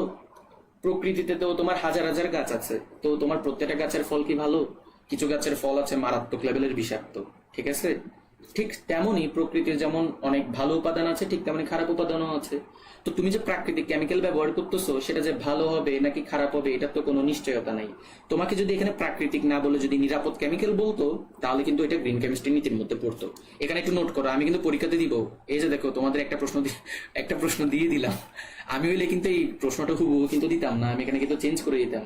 যারা তড়িৎ রসায়ন পরীক্ষা দিচ্ছ অলরেডি দেখছো কিছু প্রশ্ন তোমার ট্রিকি ছিল। এই জায়গায় একটু নোট করো, নিরাপদ কেমিক্যাল, কারণ তুমি যদি নিরাপদ কেমিক্যাল ব্যবহার করো তাহলে কিন্তু ওইটা দিয়ে পরিবেশের কি কোনো ক্ষতি হবে না। তাহলে নিরাপদ কেমিক্যাল পরিকল্পনা, কারণ তুমি যদি নিরাপদ কেমিক্যাল ব্যবহার করো তাহলে তোমার কি হবে বলো তো, কোনো বর্জ্য পদার্থ কি হবে না, উৎপন্ন হবে না। আর বর্জ্য পদার্থ যদি উৎপন্ন না হয় তাহলে ওইটা তো পরিবেশের জন্য ভালো, তাই না? তাহলে কি হবে, নিরাপদ কেমিক্যাল পরিকল্পনা। এটাই হচ্ছে যে তোমার গ্রিন কেমিস্ট্রি নীতির মধ্যে পড়বে। তো তোমাকে বলছে যে কোনটা সঠিক নয়, তাহলে ঘ নাম্বার হবে। ওকে, 3 নাম্বারটা, গ্রিন কেমিস্ট্রির 12টি নীতির মধ্যে কোনটি ভুল? দেখো, বর্জ্য পদার্থ রোধ, এটা কিন্তু ঠিক আছে, তাই না? মানে কি ঠিক আছে বলতে হচ্ছে যে গ্রিন কেমিস্ট্রি নীতির মধ্যে পড়বে, তাই তো? তো এটা তো আমাদের অ্যান্সার হবে না, আমাদেরকে বলছে কোনটা ভুল। সর্বোত্তম অ্যাটম ইকোনমি, এটাও ঠিক। দুর্ঘটনা প্রতিরোধ, এটাও ঠিক। মানে কি এগুলো তোমার গ্রিন কেমিস্ট্রির 12টি নীতির মধ্যে পড়বে। তাহলে পড়বে না কোনটা? ভেরি গুড, সি নাম্বারটা পড়বে না। কেন? আচ্ছা, সি নাম্বারটা কেন পড়বে না? কেউ একজন কি সুন্দরভাবে এটা অ্যান্সার দিতে পারবা? দেখি তো, কেউ একজন সুন্দরভাবে অ্যান্সার দাও তো। কেন শ্রমিকের স্বাস্থ্য সেবা এটা পড়বে না? দেখি একটু করে মাথা কাটা। এই যে দেখো, অ্যান্সার কিন্তু এটাই হবে, কিন্তু কেউ কি বলতে পারবা কেন এটা হবে? একটু সুন্দর করে, একটু লজিক্যাল অ্যান্সার দিও, যে কেউ একজন। আর যদি সবাই দেওয়ার চেষ্টা করে তাহলেও সমস্যা নাই। দেখি, সি অ্যান্সার হবে, শ্রমিকের স্বাস্থ্য সেবা। কারণ বাকিগুলো তো তোমার 12টা নীতির মধ্যে পড়বে, যেহেতু তোমার পরিবেশের কোনো ক্ষতি করতেছে না। গ নাম্বারটা কেন হবে না? দেখি একটু করে চিন্তা করে বলো তো, গ নাম্বারটা কেন হবে না? একটু মাথা কাটাও, যত বেশি মাথা খাটাবা দেখবা যে এরকম ট্রিকি প্রশ্ন এমনিতে সলভ করতে পারবা। একটু মাথা কাটিয়ে বলো তো, কেন সি নাম্বারটা হবে? কেন শ্রমিকের স্বাস্থ্য সেবা গ্রিন কেমিস্ট্রি নীতির মধ্যে পড়বে না? বলো।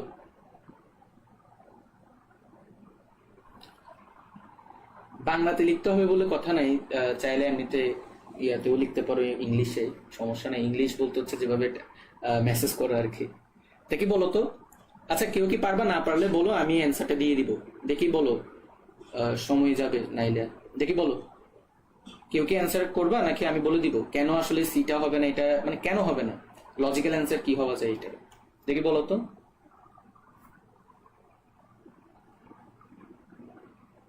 আচ্ছা, আমি কি বলে দিব? দেখি বলো তো, আমি কি বলে দিব কিনা। এটা একটা লজিক্যাল একটা প্রশ্ন। হ্যাঁ, বলে দেন ভাইয়া। আচ্ছা, মনে রাখবা, দেখো এটা যেটা বলে দিচ্ছি এটা কিন্তু নোট করে রাখো। দেখো, একটু আগেই বলছিলাম গ্রিন কেমিস্ট্রি বা সবুজ রসায়ন মানে কি। সবুজ মানে পরিবেশ, রসায়ন মানে হচ্ছে যে তো বুঝতেছো বিভিন্ন মানে রাসায়নিক, মানে তোমার বিভিন্ন রাসায়নিক কার্যক্রম। তার মানে তুমি রসায়নকে প্রয়োগ করতেছো কোন জায়গায়? তুমি রসায়নকে প্রয়োগ করতেছো পরিবেশে।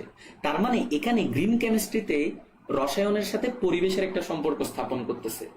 মানে আমি বিক্রিয়া ঘটানোর মাধ্যমে আমি বর্জ্য পদার্থ বেশি উৎপন্ন হচ্ছে নাকি হচ্ছে না সেটা তদারকি করে আমার কাঙ্ক্ষিত উৎপাদ বেশি পাচ্ছি কিনা, আমি যে বিক্রিয়কটা ইউজ করতেছি সেটা কেমন কোয়ালিটির বিক্রিয়ক, আমি নিরাপদ দ্রাবক ইউজ করতেছি কিনা, অর্থাৎ সবগুলো কিন্তু রসায়ন, রাসায়নিক জিনিসপাতি।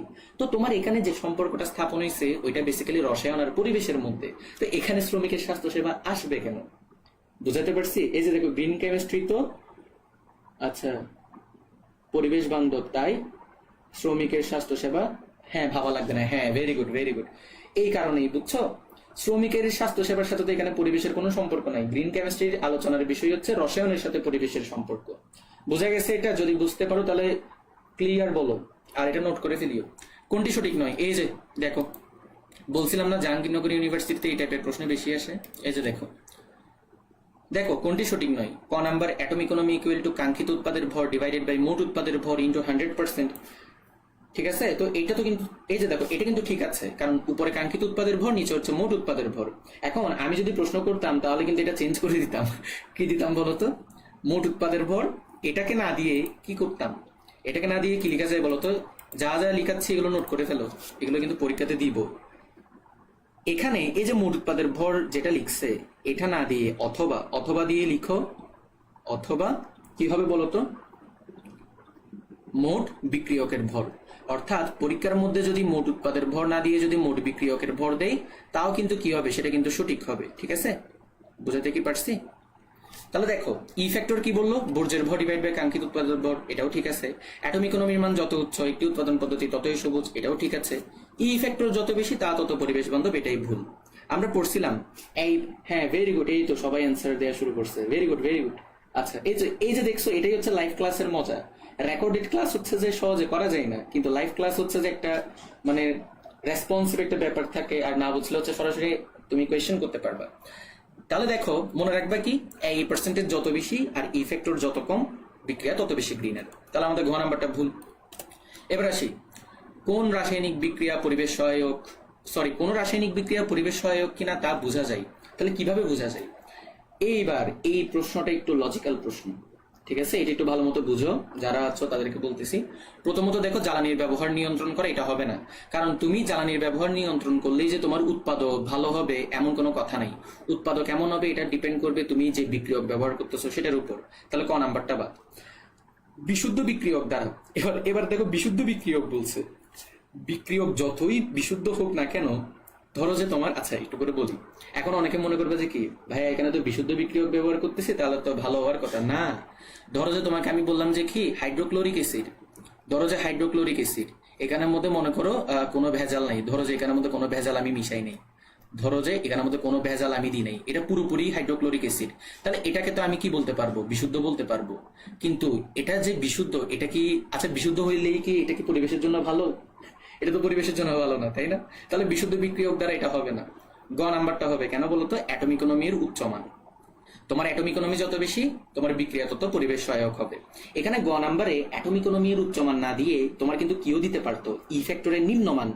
যা যা বলতেছি সেগুলো প্লিজ লিখে রাখো। তোমার এখানে এই পার্সেন্টেজের উচ্চমান না দিয়ে কি দিতে পারতো? তোমার দিতে পারতো যে ই ফ্যাক্টরের নিম্নমান। তো এটাও কিন্তু তোমার কি হতো, কারেক্ট হইতো, তাই না? কারণ এই পার্সেন্টেজের উচ্চমান হলেও যা, ই ফ্যাক্টরের নিম্নমান হলেও তা, মানে বিক্রিয়া পরিবেশ বান্ধব। ঘ নাম্বার, এই যে দেখো এবার ঘ নাম্বারটা ইল্ট। ইল্ট মানে কি, কেউ বলতে পারবা ইল্ট মানে কি? দেখো ইল্ট মানে কি বেসিক্যালি মনে রাখবা, ইল্ট কথাটার অর্থ হচ্ছে, আচ্ছা ওই জায়গায় যাচ্ছে না, এই যে দেখো ইল্ট কথাটার অর্থ কি? ইল্ট কথাটার অর্থ হচ্ছে উৎপাদন। ইল্ট কথাটার অর্থ কি? উৎপাদন। এখন চিন্তা করো, উৎপাদনের মধ্যে কিন্তু তোমার দুইটা জিনিস আছে, কে কে বলো তো?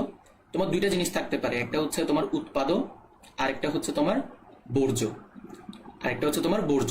এবার চিন্তা করো, তোমাকে ঘ নাম্বারে যেটা দিল সেখানে বললো যে কি ইল্ডের উচ্চ মাত্রা দ্বারা, মানে উৎপাদন বৃদ্ধি পাচ্ছে। এখন চিন্তা করো, উৎপাদন যদি বৃদ্ধি পায়, উৎপাদন বৃদ্ধি পাওয়া মানে কি? উৎপাদের সাথে সাথে বর্জ্য পদার্থ বেড়ে যাওয়া না? এখন তুমিই বলো, এখানে তো তোমার লাভ হচ্ছে, কিন্তু পরিবেশের কি কোনো লাভ হচ্ছে? পরিবেশের কিন্তু কোনো লাভ হচ্ছে না। উৎপাদন বাড়া মানে উৎপাদও বাড়তেছে, বর্জ্যও বাড়তেছে। তো তুমি তোমার কাঙ্ক্ষিত উৎপাদের পরিমাণ বেশি পাচ্ছ, ঠিক আছে, কিন্তু ওইদিকে তো তুমি তো পরিবেশের ক্ষতি করে দিচ্ছ, তাই না? তো তোমার লাভ করে তো পরিবেশের যদি ক্ষতি করো তাহলে তো লাভ নেই। তাহলে এখানে ঘ নাম্বারটাও হবে না। গ্রিন কেমিস্ট্রির 12টি নীতির মধ্যে কোনটি সঠিক নয়? কম কাঁচামালের ব্যবহার, এটাই হচ্ছে সঠিক নয়। কারণ একটা বিক্রিয়া ঘটাতে তোমার যতটুকু কাঁচামাল লাগে ঠিক ততটুকু কিন্তু দিতে হবে। যদি তুমি না দাও তাহলে কিন্তু তুমি তোমার ডিজায়ার্ড প্রোডাক্টটা পাবা না, দেখা যাবে যে উল্টাপাল্টা জিনিস তৈরি হয়ে গেছে, ঠিক আছে? নিরাপদ দ্রাবক ব্যবহার, ঠিক আছে। যথাসময়ে দূষণ নিয়ন্ত্রণ, এটাও কিন্তু পরিবেশের জন্য ভালো। প্রভাবক প্রয়োগ, অবশ্যই। প্রভাবক কি করে বলতো? কোন একটা বিক্রিয়ার গতিকে বাড়িয়ে দেয়, অথবা কমিয়ে দেয়, অথবা পুরোপুরি বন্ধ করে দেয়। আবার কিছু কিছু প্রভাবক আছে যেগুলো প্রভাবক সহায়ক হিসেবে কাজ করে, অর্থাৎ আরেকটা প্রভাবককে সহায়তা করে, ঠিক আছে? গ্রিন কেমিস্ট্রির মূলনীতি কয়টি? এবার এটা সিইউতে আসছে 23-24 সালে। তো দেখো 23-24 সেশনে এটা আসছে, মানে এই বছর। তো কয়টা হবে গ্রিন কেমিস্ট্রির মূলনীতি? 12টা, ঠিক আছে। এবার আসি আমরা এতক্ষণ ধরে তো আমরা থিওরিটিক্যাল এমসিকিউ সলভ করছি, এবার ম্যাথমেটিক্যাল এমসিকিউ সলভ করব। দেখি সবাই করে এটার অ্যান্সার দাও তো। আমি করতে করতে দেখি তো তোমরা করে ফেলো তো, অবশ্যই ক্যালকুলেটর ছাড়া করবা। খেয়াল করো, ফেরাস অক্সাইডের সাথে তুমি কার্বন মনোক্সাইডের বিক্রিয়া দিচ্ছ, তোমার কি উৎপন্ন হচ্ছে? আয়রন উৎপন্ন হচ্ছে। আর কি উৎপন্ন হচ্ছে? কার্বন ডাইঅক্সাইড উৎপন্ন হচ্ছে। খেয়াল করো, আয়রন যে উৎপন্ন হচ্ছে ওইটার পাশে কিন্তু তোমাকে বলে দিচ্ছে কাঙ্ক্ষিত উৎপাদ। তাহলে কি তোমাকে আর বলে দেওয়ার দরকার আছে কার্বন ডাইঅক্সাইড যেখানে বর্জ্য হবে? এটা তো এমনিতেই বোঝার কথা। আয়রন যদি তোমার কাঙ্ক্ষিত উৎপাদ হয় তাহলে এটা ছাড়া বাকিটা হচ্ছে বর্জ্য হবে। এবার বলো অ্যাটম ইকোনমি কি হবে? এবার দেখো এই এমসিকিউটা ভালো করে বুঝো। এখানে হচ্ছে ক্যালকুলেটর ছাড়া করতে হবে, তো এটা কিন্তু ক্যালকুলেটর ছাড়া কিন্তু করা যায়, তবে একটু বুদ্ধি কাটাতে হয়, দেখাচ্ছি আমি। দেখো এই পার্সেন্টেজ মানে কি? কাঙ্ক্ষিত উৎপাদের ভর। তো কাঙ্ক্ষিত উৎপাদকে এখানে আয়রন হচ্ছে যে 55.85 ডিভাইড বাই মোট উৎপাদের ভর। তো মোট উৎপাদে আয়রন আছে, তাহলে 55.85 আবার বসাও। কার্বন ডাইঅক্সাইড কত? 44, বসাই দাও। এইবার বলো, আচ্ছা এখানে তো তোমার 100% হবে, তাহলে এখানে 100% দাও, যেহেতু আমরা পার্সেন্টেজ এককে বের করতেছি। তাহলে এই যে তুমি মানটা পাবা, এটার সাথে কি করে দিতে হবে? এটার সাথে হচ্ছে যে আমাদের 100%কে হচ্ছে কি করে দিতে হবে? গুণ করে দিতে হবে। এবার অনেকে হয়তো ভাববা যে কি ভাইয়া এটা তো ক্যালকুলেটর ছাড়া তো করা যাবে না, কিন্তু ডি বলতেছো, এটা কি তোমরা 7 নম্বরে ডি বলতেছো? 7 নম্বরে যদি ডি বলো তাহলে ঠিক আছে। দেখো এখন তোমাদের অনেকের মানে কি মনে হইতে পারে যে কি এটা ক্যালকুলেটর ছাড়া করা যাবে না। এটা কিন্তু ক্যালকুলেটর ছাড়াও করা যাবে। কিভাবে আমি বলে দিচ্ছি দেখো। 55.85কে আমরা কি 56 ধরতে পারি না? ধরতে পারি।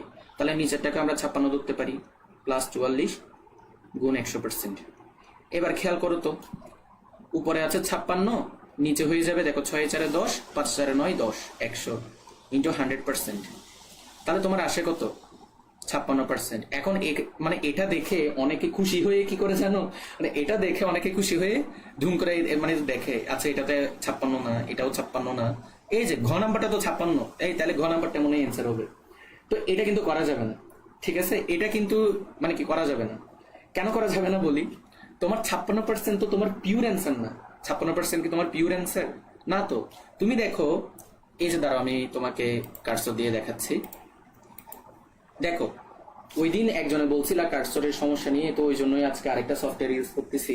তো দেখো দেখো বুঝো, তুমি যে এখানে 56% পাইছো এটা কিন্তু অ্যাকুরেট অ্যান্সার না। কেন? কারণ তুমি কিন্তু 55.85কে 56 বানিয়ে দিছো। যে তুমি তো 55.85 নিয়ে তো কাজ করো নাই, তাই না?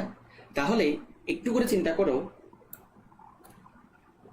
এই না না কার্বন মনোক্সাইড না তো, এই শুনো, আমি তো অ্যাটমিক ইকোনমির সূত্র দিছি কি, কাঙ্ক্ষিত উৎপাদের ভর ডিভাইডেড বাই মোট উৎপাদের ভর। তো এখানে উৎপাদ হিসেবে কে কে আছে? আয়রন আছে, তাহলে আয়রন হচ্ছে 55.85। কার্বন ডাইঅক্সাইড আছে, তাহলে কার্বন ডাইঅক্সাইড হচ্ছে 44। তুমি চাইলে এখানে এটা নিয়েও কাজ করতে পারো, তাও অ্যান্সার সেম আসবে। কেন? আয়রন আছে একটা, অক্সিজেন দুইটা মিলে O2 আর কার্বন। এই বুঝাইতে পারছি? যাদের কনফিউশন হচ্ছে, ঘটনা কি বুঝছো আমি কোন সূত্র অ্যাপ্লাই করছি? কাঙ্ক্ষিত উৎপাদের ভর ডিভাইড বাই মোট উৎপাদের ভর অ্যাপ্লাই করছি। যে তুমি চাইলে এখানে মোট বিক্রিয়কের ভর অ্যাপ্লাই করতে পারো, অ্যান্সার সেমই আসবে।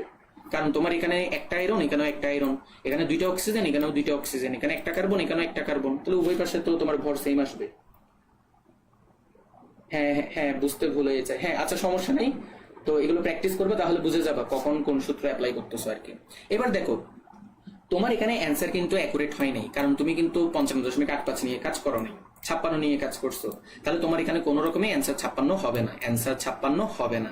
তাহলে কি হবে? অবশ্যই 56 থেকে একটু কম হবে। কেন কম হবে? কারণ 55.85কে তুমি 56 বানাই দিছো, তাহলে অ্যান্সার অবশ্যই 56 থেকে একটু কম হবে। এবার দেখো 56 থেকে কম কোনটা আছে? খ নাম্বার তো হইতে পারে না, এটা বড়। ঘ নাম্বারও হবে না, ক আছে আর গ আছে। এখন দুইটাই তো 55, তাহলে কোনটা হবে? সেটাই হবে যেটা 56 এর কাছাকাছি কিন্তু একটু ছোট। তো এখানে 56 এর কাছাকাছি আর ছোট কোনটা? ক নাম্বারটা। তো এখানে অ্যান্সার হবে কি? ক নাম্বারটা। তাহলে দেখছো যাদের মনে মানে কি যাদের মনে হচ্ছিল এটা করতে ক্যালকুলেটর লাগবে, আসলে কিন্তু ক্যালকুলেটর লাগে না। একটু করে যদি তুমি চিন্তা করো তাহলেই কিন্তু কি বুঝে যাবা আসলে এটা কেমনে হয়েছে। ঠিক আছে, বুঝাতে পারছি? তাহলে এটা কি হবে? ক নাম্বার। ওকে সবাই, হ্যাঁ হ্যাঁ হ্যাঁ, এই তো ভেরি গুড, সবাই বলতেছে। আচ্ছা ঠিক আছে, তাহলে এবার আমরা যাই। ওকে, এবারে এটা সলভ করো। পটাশিয়াম আয়োডাইটের সাথে সিলভার নাইট্রেটের বিক্রিয়ায় সিলভার আয়োডাইট উৎপন্ন হয়েছে। তাহলে বলেই দিছে তোমাকে এখানে সিলভার আয়োডাইট হচ্ছে কাঙ্ক্ষিত উৎপাদ, তাহলে বুঝেই যাচ্ছ এটা হচ্ছে তোমার কি হবে? বর্জ্য হবে। তো বললো যে 10 কেজি সিলভার আয়োডাইট উৎপন্ন হয়েছে আর 3 কেজি পটাশিয়াম নাইট্রেট। ই ফ্যাক্টর কত? তাহলে কি হবে বলতো? আমরা জানি ই ফ্যাক্টর মানে কি, উপরে থাকে বর্জ্যের ভর, আর বর্জ্য 3 কেজি, পটাশিয়াম নাইট্রেট হচ্ছে বর্জ্য, আর এখানে 10 কেজি সিলভার আয়োডাইড, তাহলে তোমার 0.3 আসবে। তার মানে এটার অ্যান্সার হচ্ছে 0.3। এটা সোজা ছিল। দেখো 10 নাম্বারটা, বিক্রিয়ায় ই ফ্যাক্টর কত? তো প্রথমত ই ফ্যাক্টরের সূত্র বসাও, এগুলো একটু তাড়াতাড়ি করাই দিই। ই ফ্যাক্টর ইকুয়াল টু কি হবে? বর্জ্যের ভর। দেখো বলেই দিছে HCl হচ্ছে বর্জ্য, HCl হচ্ছে কি? বর্জ্য। তাহলে HCl যদি বর্জ্য হয়, HCl কত জানো? হাইড্রোজেন 1, ক্লোরিন হচ্ছে 35.5, তাহলে তোমার আসবে টোটাল 36.5, রাইট? এবার দেখো মোট উৎপাদের ভর হবে নাকি এখানে তোমার কাঙ্ক্ষিত উৎপাদ হবে? কাঙ্ক্ষিত উৎপাদ। ই ফ্যাক্টর মানে কি? কাঙ্ক্ষিত উৎপাদের তুলনায় বর্জ্য কত বেশি। তো তুমি উপরে বর্জ্যের ভর দিলা 36.5, আর নিচে কি দিবা? কাঙ্ক্ষিত উৎপাদ। দেখো এখানে যেটা বললো উৎপাদ, এটাই হচ্ছে তোমার আসলে কি? কাঙ্ক্ষিত উৎপাদ। কেন? কারণ বাকিটা তো বর্জ্য। তোমার HCl যদি বর্জ্য হয় তার মানে এটা তো অবশ্যই তোমার কাঙ্ক্ষিত উৎপাদ। তাহলে এবার এটা ভর নির্ণয় করো। খেয়াল করো এখানে কার্বন 1টা, 2টা, 3টা, তাহলে 3টা কার্বন মিলে কত? 3 12 কত হয়? 3 12 হচ্ছে তোমার 36 হবে। 36 দিলা। হাইড্রোজেন আছে এখানে 2টা, এখানে একটা, 3টা, 4টা, 5টা, 6টা, তাহলে 6 হবে। অক্সিজেন আছে কয়টা? একটা, তাহলে হচ্ছে 16 হবে। তাহলে কত হয় এবার হিসাব করো তো। উপরে হচ্ছে তোমার 36.5, নিচে হচ্ছে তোমার দেখো তিনটা 6, 3 6 18, হাতে 1 3 1 4 5। এবার একটা কাজ করো, উপরে নিচে তুমি 10 দিয়ে গুণ করে দাও। তাহলে 10 দিয়ে যদি গুণ করো তাহলে 365/580, রাইট? এবার তুমি একটা কাজ করে ভাগ করতে পারো, নর্মালি 580 দিয়ে 365-কে ভাগ করে দাও। তাহলে ভাগ করলে কি হবে? ভাগ তো যাবে না, দশমিক শূন্য আনো। কত দিয়ে যেতে পারে? 7 মিলে 5 7 35, ওইদিকে বেশি হয়ে যাচ্ছে, 6 নাও। তাহলে 6 0 0, 6 8 48, হাতে 4, 5 6 30 34। আচ্ছা, এটা আর বিয়োগ করার দরকার নাই, কেন? তুমি তো বুঝেই গেছো, দেখো এখানে একমাত্র 0.6 দিয়ে একটাই আছে, তাহলে এটা গ নাম্বারটা অ্যান্সার হবে। বুঝতে পারছি? এবার দেখো 11 নাম্বারটা। আচ্ছা, আমার সাউন্ড কি শোনা যাচ্ছে? একটু ক্লিয়ার করো তো দেখি, বলো বলো বলো বলো। হ্যাঁ, গ নাম্বারটা অ্যান্সার হবে। আচ্ছা, এরপর দেখি গ্রিন কেমিস্ট্রির উদাহরণ কোনটি। এই যে দেখো, এই প্রশ্নটা পুরোপুরি হাজারি স্যারের বই থেকে দিচ্ছে এবং দেখাই দিব আসলে কতটা ইম্পর্টেন্ট। দেখো, পলিস্টারিন উৎপাদনে সিএফসি ব্যবহার, এটা একটু অন্য কালে ইউজ করি। দেখো, এখন যা যা বলবো এগুলো কিন্তু নোট করো, এগুলো কিন্তু পরীক্ষাতে আসে। যা যা বলবো এখন সেগুলো নোট করো। সিএফসি মনে রাখবা, সিএফসি হচ্ছে যে তোমার একটা green house gas. Green house gas. তাহলে সিএফসি কি? একটা গ্রিন হাউস গ্যাস। তাহলে গ্রিন হাউস গ্যাস কারা? যারা হচ্ছে যে কি বৈশ্বিক উষ্ণায়নের জন্য দায়ী, পৃথিবীর তাপমাত্রা বৃদ্ধি করে।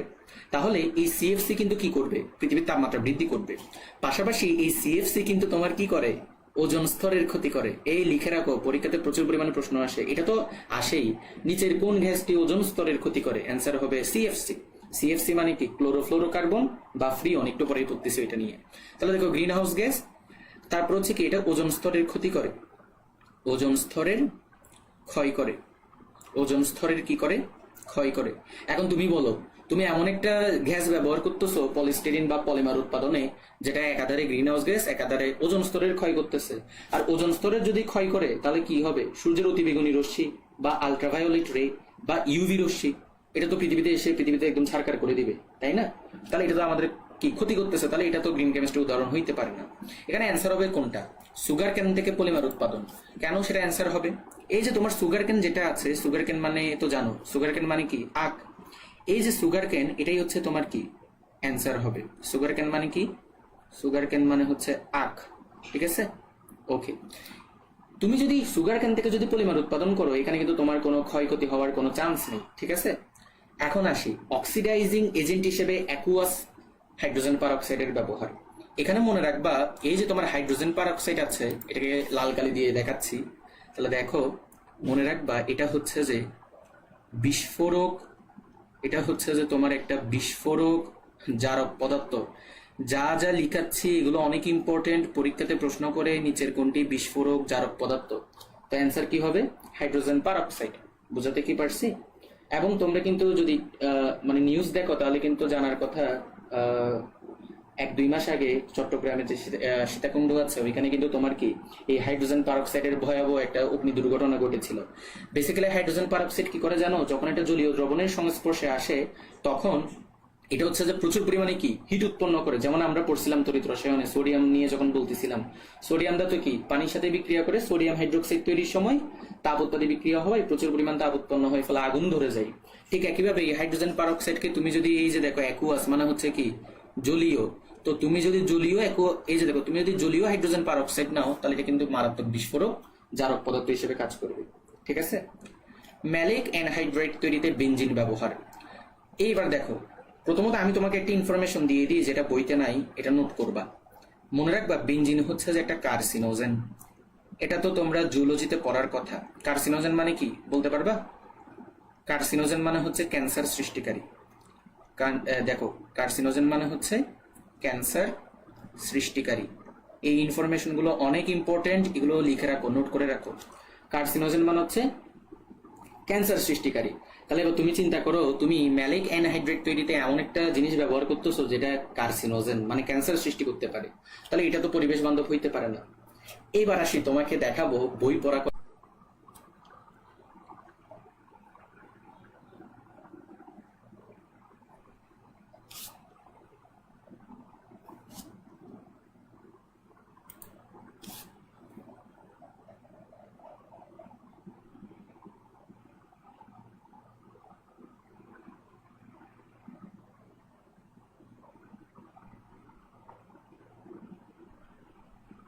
আচ্ছা দেখি বলো তো, লাইভ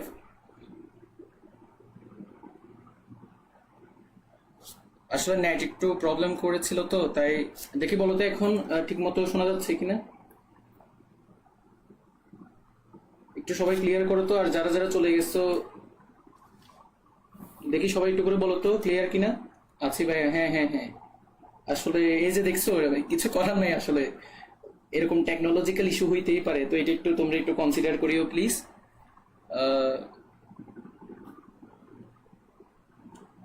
আচ্ছা আমরা 2টা মিনিট একটু ওয়েট করি, ঠিক আছে? 2টা মিনিটও নিব না, 1টা মিনিট একটু ওয়েট করি।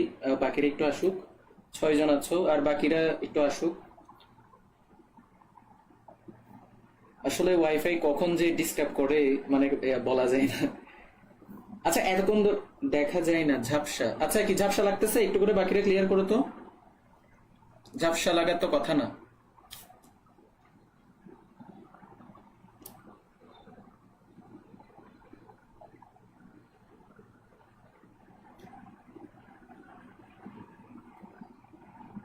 আচ্ছা ঝাপসা লাগতেছে কিনা একটু করে বাকিরা ক্লিয়ার, ওইটা কনফার্ম করো তো। দেখা যাচ্ছে, দেখা যাচ্ছে, ওকে ওকে ওকে। আচ্ছা দেখো তাইলে শুরু করি।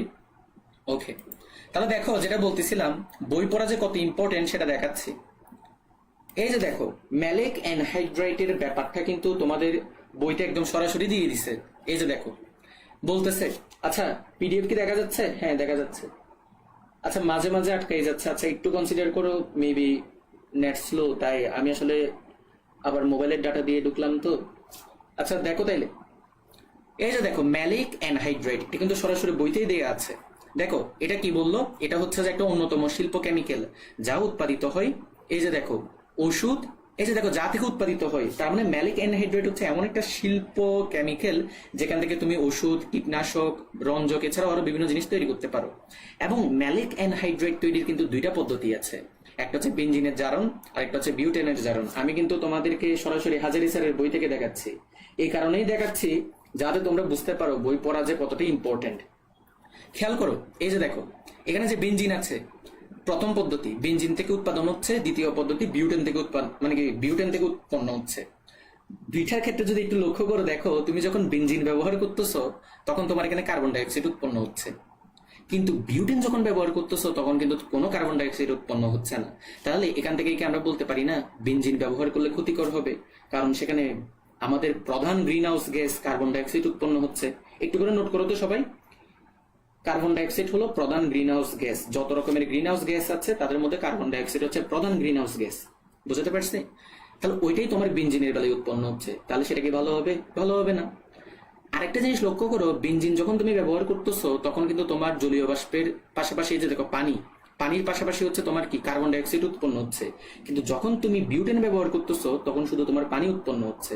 তাহলে বর্জ্য পদার্থ কোথায় বেশি? দেখো তুমি এখানে মূলত কি তৈরি করতেছো, যে ম্যালিক অ্যানহাইড্রাইট, তাহলে সেটাই তো তোমার কাঙ্ক্ষিত উৎপাদ। তাহলে সেটা ছাড়া আর বাকিগুলো হচ্ছে বর্জ্য। তাহলে বেনজিন যখন ব্যবহার করতেছো তখন তোমার বর্জ্য কিন্তু বেশি উৎপন্ন হচ্ছে। তাহলে কি এই পদ্ধতি কি ভালো? ভালো না। আরেকটা চিন্তা করতে পারো, যখন তুমি অ্যাটমিক ইকোনমি পার্সেন্ট বের করবে, যেমন এখানে ওরা বের করছে, এটা লাগবে না। তোমাদের কখনো বলবে না যে ম্যালিক অ্যানহাইড্রেটের তোমার যে বিক্রিয়াটা আছে ওইখান থেকে এই পার্সেন্টেজ বের করো, এটা দিবে না। জাস্ট বোঝানোর জন্য বলছি। দেখো তুমি যখন বেনজিন ব্যবহার করতেছো তখন তোমার অ্যাটমিক ইকোনমি পার্সেন্টেজ হচ্ছে 44.15%, আর যখন বিউটেন ব্যবহার করতেছো তখন হচ্ছে বেড়ে গেছে অ্যাটমিক ইকোনমি পার্সেন্ট। তাহলে এখান থেকে ওকে আমরা বলতে পারি না? বলো তো, এখান থেকে ওকে আমরা বলতে পারি না বেনজিন ব্যবহার করা যে খারাপ? এই 2টা বিক্রিয়া কি আসতে পারে ভাইয়া? না না না না না, লাগবে না লাগবে না, এই 2টা বিক্রিয়া লাগবে না। তোমাকে জাস্ট এটা দেখাচ্ছি যে বইয়ের রিডিং কতটুকু ইম্পর্টেন্ট। এবং এই যে তোমাকে সুগার কেন বললাম ওইটাও কিন্তু এখানে দেয়া আছে। এই যে দেখো, এই যে দেখো, এই যে এই লাইনটা দেখো, বললো যে কি, এই যে দেখো গ্রিন কেমিস্ট্রিগণ শস্যদানা, ইক্ষু বা সুগার ক্যান ও কাজু বাদামের খোসা থেকে পলিমার উৎপাদন পদ্ধতি উদ্ভাবন করেন। এইসব উৎপাদন পদ্ধতি হলো পরিবেশ বান্ধব গ্রিনার পদ্ধতি। অর্থাৎ বইয়ের রিডিং পড়তে হবে। আমার লেকচার দেখার পর বইয়ের রিডিং অবশ্যই পড়তে হবে। বুঝছো? তার মানে তুমি যদি বেনজিন ব্যবহার করো তখন সেটা কিন্তু তোমার খারাপ হবে। বুঝাইতে কি পারছি? দেখি বলো তো বুঝছো কিনা, এটা কি বুঝা গেছে? ভাই দাগানো বইয়ের পিডিএফ দিয়ে, আচ্ছা দাগানো বই বলতে হচ্ছে যে ওইটা, আচ্ছা ঠিক আছে ওইটা আমি দেখবো দাগানো বইয়ের পিডিএফ দেওয়া যায় কিনা। বাট আমি তো তোমাদেরকে তো বলে দিই, এই যে যখন রাসায়নিক পরিবর্তনের শেষ লেকচার হবে তোমাদেরকে তড়িৎ রসায়নের মতো বলে দিব কোন কোন টপিকগুলো বই থেকে পড়ে নিবা। তো ওই অনুসারেও পড়তে পারো, এটা সমস্যা নেই। আচ্ছা এবার দেখো লাস্ট এমসিকিউ, কোনটি গ্রিন দ্রাবক? এটা নিয়ে তোমাদের বইতে তেমন কোনো আলোচনা নাই, জাস্ট একটা কথা মাথায় রাখবা, সুপার ক্রিটিক্যাল কার্বন ডাইঅক্সাইডকে বলা হয় গ্রিন দ্রাবক, এটা একটু মনে রাখিও। সুপার ক্রিটিক্যাল কার্বন ডাইঅক্সাইড, দেখো কার্বন ডাইঅক্সাইড কিন্তু খারাপ, কিন্তু সুপার ক্রিটিক্যাল কার্বন ডাইঅক্সাইড কিন্তু ভালো। এটাকে হচ্ছে তুমি গ্রিন দ্রাবক হিসেবে পরীক্ষাগারে ব্যবহার করতে পারবা। 12টা এমসিকিউ শেষ, বলো তো বুঝছো কিনা? আমরা একটু ফাস্ট আগাবো, একটু করে বলো তো বুঝছো কিনা। সবাই একটু ঝটপট কমেন্ট করো। এতক্ষণ ধরে যা যা এমসিকিউ যা শুনো, আমরা কিন্তু শুধু এমসিকিউ সলভ করি নাই, এমসিকিউর পাশাপাশি আরো প্রচুর পরিমাণে ইনফরমেশন আমি তোমাদেরকে দেওয়ার চেষ্টা করছি। তার পাশাপাশি এখানে যে অপশনগুলো আছে সেগুলো পরীক্ষাতে অন্য কোন অপশন হিসেবে আসতে পারে, মানে পরীক্ষাতে কিভাবে ঘুরিয়ে দিতে পারে সেগুলোও কিন্তু বুঝাই দিছি। তো দেখি বলো আর কোনো ঝামেলা হবে কিনা এই অ্যাটমিকোনমি আর ইফেক্টর নিয়ে। বুঝছি, জি বুঝছি, ওকে ওকে বাকিরা বুঝেছি, ওকে ওকে ভেরি গুড। তারপর বাকিরা আচ্ছা হ্যাঁ SMS কাব্য, ত্রিবেণী, নাবিলা, তারপর তানিশা, রুহুল আমিন, ওকে ওকে। তারপর বাকিরা দেখি বলো তো। ওকে ঠিক আছে, তাহলে এবার চলো আমরা সিএফসি এর সংকেত নির্ণয়ে চলে যাই, এটা একটু ফাস্ট আমরা যাব। তো দেখো সিএফসি, সিএফসি মানে কি বলতো? সিএফসি মানে হচ্ছে যে আমাদের ক্লোরোফ্লোরোকার্বন বা ফ্রিয়ন, ঠিক আছে? তাহলে সিএফসি মানে কি? সিএফসি এটার মানে হচ্ছে যে ক্লোরো ফ্লোরো। আচ্ছা শুনো, তোমাদেরকে একটা কথা বলি, মানে ক্লাস কতক্ষণ হচ্ছে এটার দিকে মানে কি নজর দিও না। তুমি ক্লাস থেকে কি কি জানতে পারতেছো বা তোমার প্রত্যেকটা প্রশ্নের উত্তর তুমি পাচ্ছ কিনা সেটার দিকে নজর দিও। কারণ দেখা যায় যে কি, মানে যদি কোনো কিছু ডিটেলসে আলোচনা করতে যাই তখন দেখা যায় যে কি একটু সময় লাগতেই পারে, তো সেটা একটু দেখবা আর কি। বুঝাতে পারছি? তো সবসময় দেখবা ক্লাসে এসে তুমি যে উদ্দেশ্যে ক্লাস করতে আসছো সেই উদ্দেশ্যটা তোমার ঠিক মতো পালন, মানে কি সেটা ফুলফিল হচ্ছে কিনা। বুঝাতে পারছি? তাহলে দেখো সিএফসি মানে কি? সিএফসি মানে হচ্ছে তোমার ক্লোরোফ্লোরোকার্বন, অথবা এটাকে আমরা কি বলতে পারি, অথবা এটার আরেকটা নাম আছে, সেটা হচ্ছে যে কি ফ্রিয়ন। এক মিনিট, লিখা বাজে হয়ে গেছে, দাঁড়াও এক মিনিট একটু। হ্যাঁ, তাহলে দেখো ক্লোরোফ্লোরোকার্বন অথবা এটার যে আরেকটা নাম আছে সেটা হচ্ছে ফ্রিয়ন। যা যা বলতেছি সবগুলো নোট করো, বারবার বলতেছি নোট করো, ঠিক আছে? নোট করবা, যত বেশি নোট করবা যত বেশি লিখবা তত বেশি মনে থাকবে। তাহলে সিএফসি মানে কি? ক্লোরোফ্লোরোকার্বন অথবা ফ্রিয়ন। এবার দেখো আমরা কিছু সংকেত দেখবো। প্রথমত ফ্রিয়ন 12। তো মনে রাখবা এই যে তোমার ফ্রিয়ন 12, তুমি জাস্ট যেটা করবা, তোমাকে ফ্রিয়ন যত নাম্বার দিছে সেটার সাথে তুমি 90 যোগ করে দিবা। যেমন এখানে 12 আছে, এটার সাথে তুমি 90 যোগ করবা। 90 যোগ করলে তোমার কি আসে? 2 আর 0 যোগ করলে 2, আর এখানে হচ্ছে 9 একে 10। প্রথম ডিজিট যেটা সেটাকে তুমি কার্বন সংখ্যা ধরবা, মাঝখানেটাকে তুমি হাইড্রোজেনের সংখ্যা ধরবা, লাস্টেরটাকে তুমি ফ্লোরিনের সংখ্যা ধরবা। বুঝাতে কি পারছি? এবার তুমি যৌগটা আঁকো। তাহলে তোমার কার্বন দিলা, কার্বনের কয়টা হাত? 4টা হাত, তাহলে তুমি 4টা হাত দিলা। ওকে, এখন দেখো কার্বন একটা শেষ, কোনো হাইড্রোজেন আছে? হাইড্রোজেন কিন্তু নেই। ফ্লোরিন আছে? ফ্লোরিন 2টা। এখন তুমি তোমার ইচ্ছা মতো যেখানে খুশি সেখানে ফ্লোরিন 2টা বসাই দাও, দিলা। এখন বাকি 2টা হাত তো খালি, ওই 2টা হাতে কি বসবে? তুমি যে সিএফসি বলতেছো, সিএফসি মানে কি? ক্লোরোফ্লোরোকার্বন। ক্লাস টাইমে কি নোট করতে হবে? না, ক্লাস টাইমে নোট করতে হবে না, তবে আমি যেগুলো লিখে দিচ্ছি না বেসিক্যালি, আচ্ছা বলে রাখি, আমি তো স্লাইড তো দিয়ে দিব, তখন তুমি নোট করতে পারবে, এখন জাস্ট বুঝো। তবে যেগুলো আমি লিখে দিচ্ছি না সেগুলো নোট করো, মানে যে যে কথাবার্তাগুলো আমি বলতেছি কন্টিনিউয়াসলি, যেগুলো লিখতেছি না সেগুলো নোট করো, ঠিক আছে? তাহলে দেখো বাকি 2টা হাত খালি, এই 2টা হাতে কি বসবে? দেখো তো সিএফসি মানে কি? ক্লোরোফ্লোরোকার্বন মানে কি? এই যে দেখো সিএফসি মানে হচ্ছে কি? ক্লোরোফ্লোরোকার্বন। এটা আমি ধরো কোন কালি দিয়ে দেখাবো? এই কালি দিয়ে দেখাই। দেখো এই যে ক্লোরো, এই যে ক্লোরো, ক্লোরো মানে কি? ক্লোরিন।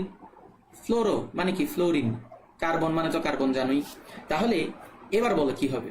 তাহলে এখানের মধ্যে তুমি তাহলে ক্লোরিন বসাই দিবা, তাহলে ক্লোরিন বসাই দাও বাকি 2টা হাতে, তাহলে সিএল সিএল। তাহলে এটার যে আণবিক সংকেত সেটা কি হবে বলো তো? CF2 CL2। তাহলে দেখো ফ্রিয়ন 12 গ্যাসের সংকেত কোনটি? কি হবে বলো তো? গ নাম্বারটা হবে CCl2F2। ফ্রিয়ন 13 দেখি, তাহলে ফ্রিয়ন যত বলছে তার সাথে কি করবা বলো? এই যে দেখো যত নাম্বার দিছে 90 যোগ করে দিবা, তাহলে আসবে তোমার কত? এখানে 103। আগের মতো এটাকে কার্বন ধরো, এটাকে হাইড্রোজেন ধরো, এটাকে হচ্ছে ফ্লোরিন ধরো। তাহলে তুমি এবার সংকেত, এই যে দেখো তোমার গাঠনিক সংকেত, কার্বনের 4টা হাত দিছো, হাইড্রোজেন একটাও নেই, ফ্লোরিন আছে 3টা বসাই দাও তোমার ইচ্ছা মতো যে কোনো জায়গায়। তো ইচ্ছা মতো তুমি বসাইলা, কিন্তু দেখলা যে কি বসানোর পরেও একটা হাত খালি, তাহলে কি বসাবা? ক্লোরিন বসাবা, তাই না? ক্লোরিন বসাই দাও। তাহলে এবার এর আণবিক সংকেত কি হবে? CF3Cl। তাহলে অ্যান্সার কোনটা হবে? অ্যান্সার এখানে সি হবে, মানে কি গ নাম্বারটা হবে। এবার আসো, লাস্টের দুইটা ভালো মতো বুঝতে হবে, প্রথম দুইটা ইজি ছিল, এবারের দুইটা বুঝতে হবে। খেয়াল করো, ফ্রিয়ন 112। তো 112 দেখে ঘাবড়ানোর দরকার নেই, তুমি যে নিয়ম জানো সেই নিয়মেই করবা। 112-র সাথে হচ্ছে 90 যোগ করে দিবা। 90 যোগ করে দিয়ে কত আসে বলো তো? এখানে আসবে 2, এখানে আসবে তোমার 202। তাহলে দেখো 202 আসছে। এইবার এইবার একটু করে চিন্তা করো, তোমার এখানে কিন্তু 202 চলে আসছে। তাহলে তোমার কার্বন সংখ্যা হয়ে যাবে কত? 2টা। হাইড্রোজেন সংখ্যা নাই, মানে হাইড্রোজেন নাই। ফ্লোরিন 2টা। তাহলে কার্বন 2টা যেহেতু, তাহলে আমরা কি বলতে পারি? কার্বন 2টা দিলাম। এখন কার্বন 2টা কি আলাদা থাকবে? আলাদা তো থাকবে না, তারা কি হবে? একে অপরের সাথে যুক্ত থাকবে। যুক্ত হলো, তাহলে হাত বাকি থাকে কয়টা? এর থাকে 3টা, এর থাকে 3টা। এবার আসি, হাইড্রোজেন নাই, ফ্লোরিন 2টা। তাহলে ফ্লোরিন 2টাকে তুমি ভাগ ভাগ করে দাও, এর মধ্যে একটা দাও, এর মধ্যে একটা দাও। বাকি হাতগুলোতে কি দিবা? ক্লোরিন দিবা। তাহলে ক্লোরিন বসাই দাও, ক্লোরিন ক্লোরিন ক্লোরিন। এবার এটার আণবিক সংকেত কি হবে? দেখো তো, কার্বন 2টা C2, ফ্লোরিন 2টা F2, ক্লোরিন কয়টা? 4টা। তাহলে C2F2Cl4 হবে। Very good, C2F2Cl4। তাহলে এবার চলো লাস্টেরটা করে ফেলি। 122, 122-এর সাথে হচ্ছে 90 যোগ করব। দেখো দেখো, তোমাদেরকে যে 4টা করাই দিচ্ছি, এই 4টার মধ্যেই কিন্তু তোমার বিভিন্ন ক্যাটাগরির চলে আসছে। যেমন প্রথম 2টার মধ্যে তুমি হাইড্রোজেন পাও নাই, কার্বন একটা ছিল। 3 নম্বরে যেটা করাইছি ওইখানে তোমার হাইড্রোজেন নাই, কিন্তু কার্বন 2টা হয়ে গেছে। এখন যেটা করাবো এখানে তোমার কার্বন 2টা হবে, হাইড্রোজেনও থাকবে। ঠিক আছে, তাহলে দেখাই। এখানে আমাদের 2 হবে। এই যে দেখো, 9 আর 2 11। তাহলে হাতে কত? 1। তাহলে হচ্ছে তোমার 212 হবে। এখন এই যে 212, চিন্তা করো, কার্বন 2টা, হাইড্রোজেন, এই যে দেখছো হাইড্রোজেন আসছে। তা হাইড্রোজেন আসছে দেখে ভয় পাওয়ার দরকার নাই, তুমি কার্বন 2টা দাও, তারা একে অপরের সাথে যুক্ত থাকবে। হাত থাকবে 3টা, এর হাত থাকবে আর 3টা। তাহলে দেখো এবার ফ্লোরিন 2টা, তো ফ্লোরিন 2টাকে তুমি ভাগ ভাগ করে দাও, ফ্লোরিন 2টা। হাইড্রোজেন একটা। এবার ঝামেলা হচ্ছে যে হাইড্রোজেনকে আমি কোথায় দিব? তো এটা নিয়ে তো ভাবার দরকার নাই, তুমি যে কোনো একটা কার্বনে দিবা, শেষ। তাহলে ধরো যে আমি এখানে হাইড্রোজেন দিলাম, তাহলে এবার বাকি হাতগুলো তুমি ক্লোরিন দিয়ে ফিল আপ করো। তাহলে এটার যে তোমার সংকেত, আচ্ছা এটা একটু করে আমি দাঁড়াও এভাবে করে দিই, তাহলে বুঝতে সুবিধা হবে। তাহলে এটার যে তোমার আণবিক সংকেত সেটা কি হবে বলতো? C2F2SCl3। দেখি বলতো বুঝছো কিনা? হ্যাঁ, C2HCl3F2। হ্যাঁ ঠিক আছে, তুমি যে কোনো ভাবে লিখতে পারো, হইলেই হলো। তাহলে আমাদের ফ্রিয়ন গ্যাসের সংকেত বের করা শেষ। ঠিক আছে, এবার চলো বিক্রিয়ার হার। আচ্ছা, তোমাদের থেকে একটা পরামর্শ নিচ্ছি, এটাকে আমি কন্টিনিউ করবো? দেখি বলো তো, অলরেডি 1 ঘন্টা 15 মিনিটের মতো হলো। তোমরা বলো, তোমরা যদি, আমি যদি দেখি যে সর্বাধিক সংখ্যক বলতেছে কি, দেখি এখানে মানে কিরকম অবস্থা হয়। যদি বলো যে কি এটা কন্টিনিউ মানে কি করেন, তাহলে করবো, নাইলে লেকচার 2-তে জি। আচ্ছা, রুহুল আমিন বলতেছে জি। তারপর বাকিরা দেখি বলো, এটা কন্টিনিউ করবো নাকি করবো না? কন্টিনিউ। আচ্ছা, আর 2-3 জনের মতামত নেই। Continue continue. আর বাকিরা দেখি বলো বলো। সাব্বির হোসেন, আচ্ছা হ্যাঁ হ্যাঁ, ওকে ওকে ওকে ওকে। তাহলে আর কোনো কমেন্ট নিচ্ছি না, তাহলে এটা কন্টিনিউ করি। দেখো, মোস্ট ইম্পর্টেন্ট একটা জিনিস, সেটা হচ্ছে বিক্রিয়ার হার। প্রচুর পরিমাণ প্রশ্ন আসে, যদিও আজকে আমরা অলরেডি 12টা প্রশ্ন সলভ করে ফেলছি। আজকে আমরা জাস্ট বেসিকটা বুঝবো, লেকচার 2-তে আমরা হচ্ছে যে আরো এমসিকিউ প্র্যাকটিস করবো। তাহলে দেখো বিক্রিয়ার হার। তো বিক্রিয়ার হার মানে কি? দেখো, তোমরা তো জানো বিক্রিয়ার হার মানে কি। আচ্ছা, প্রথমত চিন্তা করো, একটা বিক্রিয়াতে কি ঘটে? একটা বিক্রিয়াতে কি ঘটে? সময় যত যেতে থাকে বিক্রিয়ক তত কমতে থাকে, আর উৎপাদক তত বাড়তে থাকে। তার মানে কি, বিক্রিয়ক থেকে উৎপাদক তৈরি হয়। এর মানে কি, বিক্রিয়ক ধীরে ধীরে হ্রাস পেতে থাকবে, উৎপাদক ধীরে ধীরে বৃদ্ধি পেতে থাকবে। তার মানে কি আমি বলতে পারি না, প্রতি একক সময়ে বিক্রিয়কের ঘনমাত্রা হ্রাস বা উৎপাদের ঘনমাত্রা বৃদ্ধিকে ওই বিক্রিয়ার হার বলে। তোমরা তো এটা তো জানো। আচ্ছা, একটু করে তোমাদেরকে বলি, এখানে আমরা কেন সময় নিই? সময় নিই এই কারণেই, তোমরা তো এটা তো জানো, হার যখন বলে, যখন হার, 1 মিনিট দাঁড়াও, হ্যাঁ, যখন হার কথাটা আসে, হার মানেই কি? হার মানেই হচ্ছে তোমার সময়, মানে কি সময় দিয়ে ভাগ করা আর কি, তাই না? তো ওই জন্যই আমরা কি প্রতি একক সময়ে চিন্তা করি। যেহেতু বিক্রিয়ার হার, হার মানে হচ্ছে যে সময়ের সাপেক্ষে, তো ওই জন্যই আমরা সবসময় এটাকে সময়ের সাপেক্ষে চিন্তা করি। তাহলে তো এটা মুছে দিচ্ছি, জাস্ট এমনিতে বললাম। তো দেখো, তার মানে কি প্রতি একক সময়ে বিক্রিয়কের ঘনমাত্রা হ্রাস বা উৎপাদের ঘনমাত্রা বৃদ্ধিকে কি বলে? বিক্রিয়ার হার বলে। তাহলে এটাকে কি আমি এভাবে বলতে পারি না, প্রতি একক সময়ে ঘনমাত্রা পরিবর্তনের হারকে, মানে কি ঘনমাত্রা পরিবর্তনকে বিক্রিয়ার হার বলে? অর্থাৎ আমি এই লাইনটাকে এভাবে না বলে শর্টকাটে বলতে পারি, ঘনমাত্রা পরিবর্তনের হারকে বিক্রিয়ার হার বলে। এখন এই যে দেখো বিক্রিয়ার হার, এটাকে হচ্ছে যে আমরা রেট অফ রিঅ্যাকশনের আর দিয়ে প্রকাশ করি।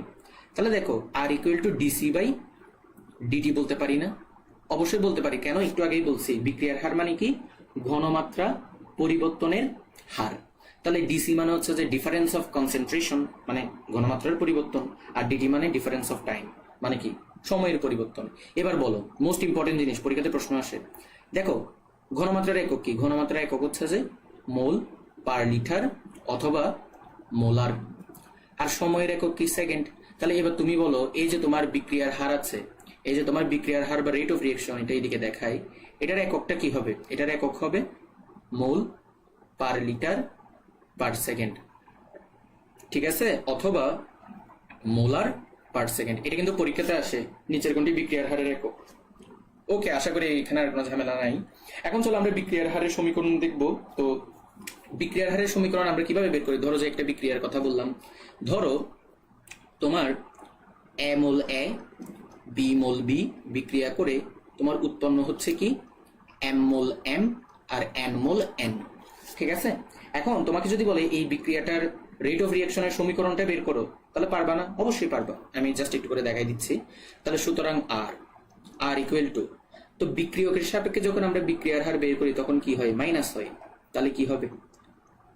এর ঘনমাত্রা পরিবর্তনের হার আর এর আগে যে মোল সংখ্যাটা আছে সেটা যাবে নিচে, ইকুয়াল টু বিক্রিয়কের সাপেক্ষে, তাহলে বি এর ঘনমাত্রা পরিবর্তন ডিভাইডেড বাই সময়, এর মোল সংখ্যা হচ্ছে বি, বিটা নিচে যাবে।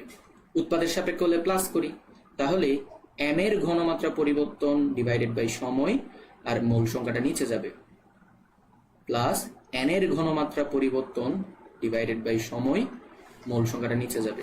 আচ্ছা দেখি বলো তো, এটা কি বোঝাতে হবে নাকি এটা পারবা?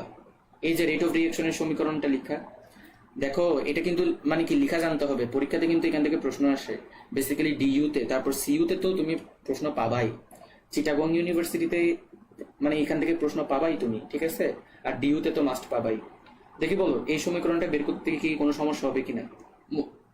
জাস্ট মনে রাখবা বিক্রিয়কের সাপেক্ষে হলে মাইনাস, উৎপাদের সাপেক্ষে হলে প্লাস। আর কেন মাইনাস কেন প্লাস এটা তো আশা করি জানো। দেখি বলো তো পারবা কিনা? কোনো সমস্যা হবে? দেখি বল। লাইভ কি আবার আটকে গেল নাকি?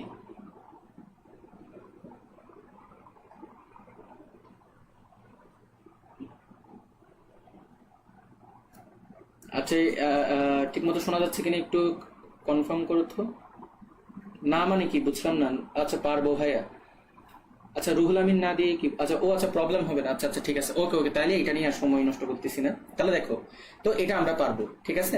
এখন দেখো আরেকটা কথা মনে রাখবা, এটা আমরা ভর ক্রিয়ার সূত্রতে দেখবো। মনে রাখবা এই যে দেখো, যেটা মনে রাখবা সেটা হচ্ছে যে বিক্রিয়ার যে হার, এটা হচ্ছে তোমার ঘনমাত্রার এন ঘাতের সমানুপাতিক। এটা একটু মনে রাখো। এটা আমরা ভর ক্রিয়ার সূত্রতে পড়বো। ভর ক্রিয়ার সূত্র কি? ভর ক্রিয়ার সূত্র হচ্ছে যে তোমার যে বিক্রিয়ার হার সেটা যতগুলো বিক্রিয়ক নিচ্ছ সবগুলো বিক্রিয়কের সক্রিয় ভরের তোমার যে ঘাত আছে ওইটার সমানুপাতিক হবে। এটা আমরা ভর ক্রিয়ার সূত্রতে আরো ডিটেলসে পড়বো। জাস্ট এখানে এতটুকু মনে রাখো, বিক্রিয়ার হার এটা হবে বিক্রিয়কের ঘনমাত্রার এন ঘাতের সমানুপাতিক। তাহলে এখান থেকে আমরা জানি সমানুপাতিক চিহ্নকে সরানোর জন্য কি করতে হয়? সমান দিব, একটা ধ্রুবক দিব। তো ধ্রুবক হিসেবে ধরো আমি কে দিলাম, তারপর C to the power n. এবার অন্য কালি দিয়ে দেখাই। দেখো মনে রাখবা এখানে যে তুমি এন ব্যবহার করছো, এই এন কে কি বলবা? এই এন কে বলবা যে বিক্রিয়ার ক্রম। তাহলে এন কে কি বলবা? এন কে বলবা যে বিক্রিয়ার ক্রম, ঠিক আছে? আর এখানে যে কে আছে এটাকে বলবা যে কি? বিক্রিয়ার হার ধ্রুবক। এটাকে কি বলবা? বিক্রিয়ার হার ধ্রুবক। আমি স্লাইড দিয়ে দিব, যা যা পড়াচ্ছি সবগুলো নোট করে ফেলবা। আর এখন যেগুলো যেগুলো মুখে বলতেছি কিন্তু লিখতেছি না সেগুলো নোট করো। বুঝতে পারছি? তাহলে দেখো জাস্ট এটা মনে রাখবা, আর সমানুপাতিক C to the power n, অর্থাৎ বিক্রিয়কের ঘনমাত্রা হচ্ছে বিক্রিয়কের যে কি বলতেছি মানে বিক্রিয়ার হার হচ্ছে বিক্রিয়কের ঘনমাত্রার এন ঘাতের সমানুপাতিক। এটা আমরা ভর ক্রিয়ার সূত্রতে পড়বো আরো ডিটেলসে। তো এটা একটু করে মনে রাখবা কাইন্ডলি। আর এরপরে আমরা এখন যেটা ঢুকবো সেটা হচ্ছে যে বিক্রিয়ার ক্রম। একটু করে বলে রাখি, বিক্রিয়ার ক্রম যে টপিকটা আছে এটা সিইউ এর জন্য অনেক অনেক বেশি পরিমাণে ইম্পর্টেন্ট। কারণ সিইউতে বিক্রিয়ার ক্রম থেকে প্রচুর পরিমাণে প্রশ্ন দেয়। তো অন্যান্য ভার্সিটিতে তো দেয়ই, তবে সিইউতে একটু বেশি দেয় আর কি, ঠিক আছে? তো এটা একটু করে আমরা মনোযোগ সহকারে পড়বো। আচ্ছা একটু করে বলো তো, শোনা যাচ্ছে কিনা একটু বলো।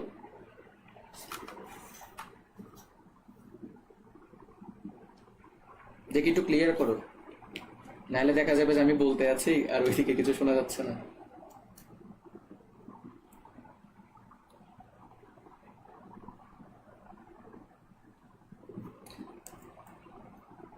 আর একটু করে পরে আমরা শেষ করে দিব। আর ভর ক্রিয়ার সূত্রতে মেবি আজকে যাওয়া যাবে না, সময় অনেক হয়েছে। আচ্ছা ক্লিয়ার, ওকে। তাহলে দেখো, তো এগুলো একটু করে মনে রাখবা। আমি এখন যা যা লিখবো সেগুলো হচ্ছে যে মনে রাখবা, ঠিক আছে? এগুলো কিন্তু মুখস্থ রাখতে হবে, কারণ সূত্র হচ্ছে তোমাদের মুখস্থ রাখা লাগবেই, ঠিক আছে? তাহলে দেখো শূন্যক্রম বিক্রিয়া। তো শূন্যক্রম বিক্রিয়া কি মনে রাখবা তুমি? এই যে দেখো এন মানে কি বিক্রিয়ার ক্রম, তাহলে শূন্যক্রম বিক্রিয়াতে এন এর মান কি হবে?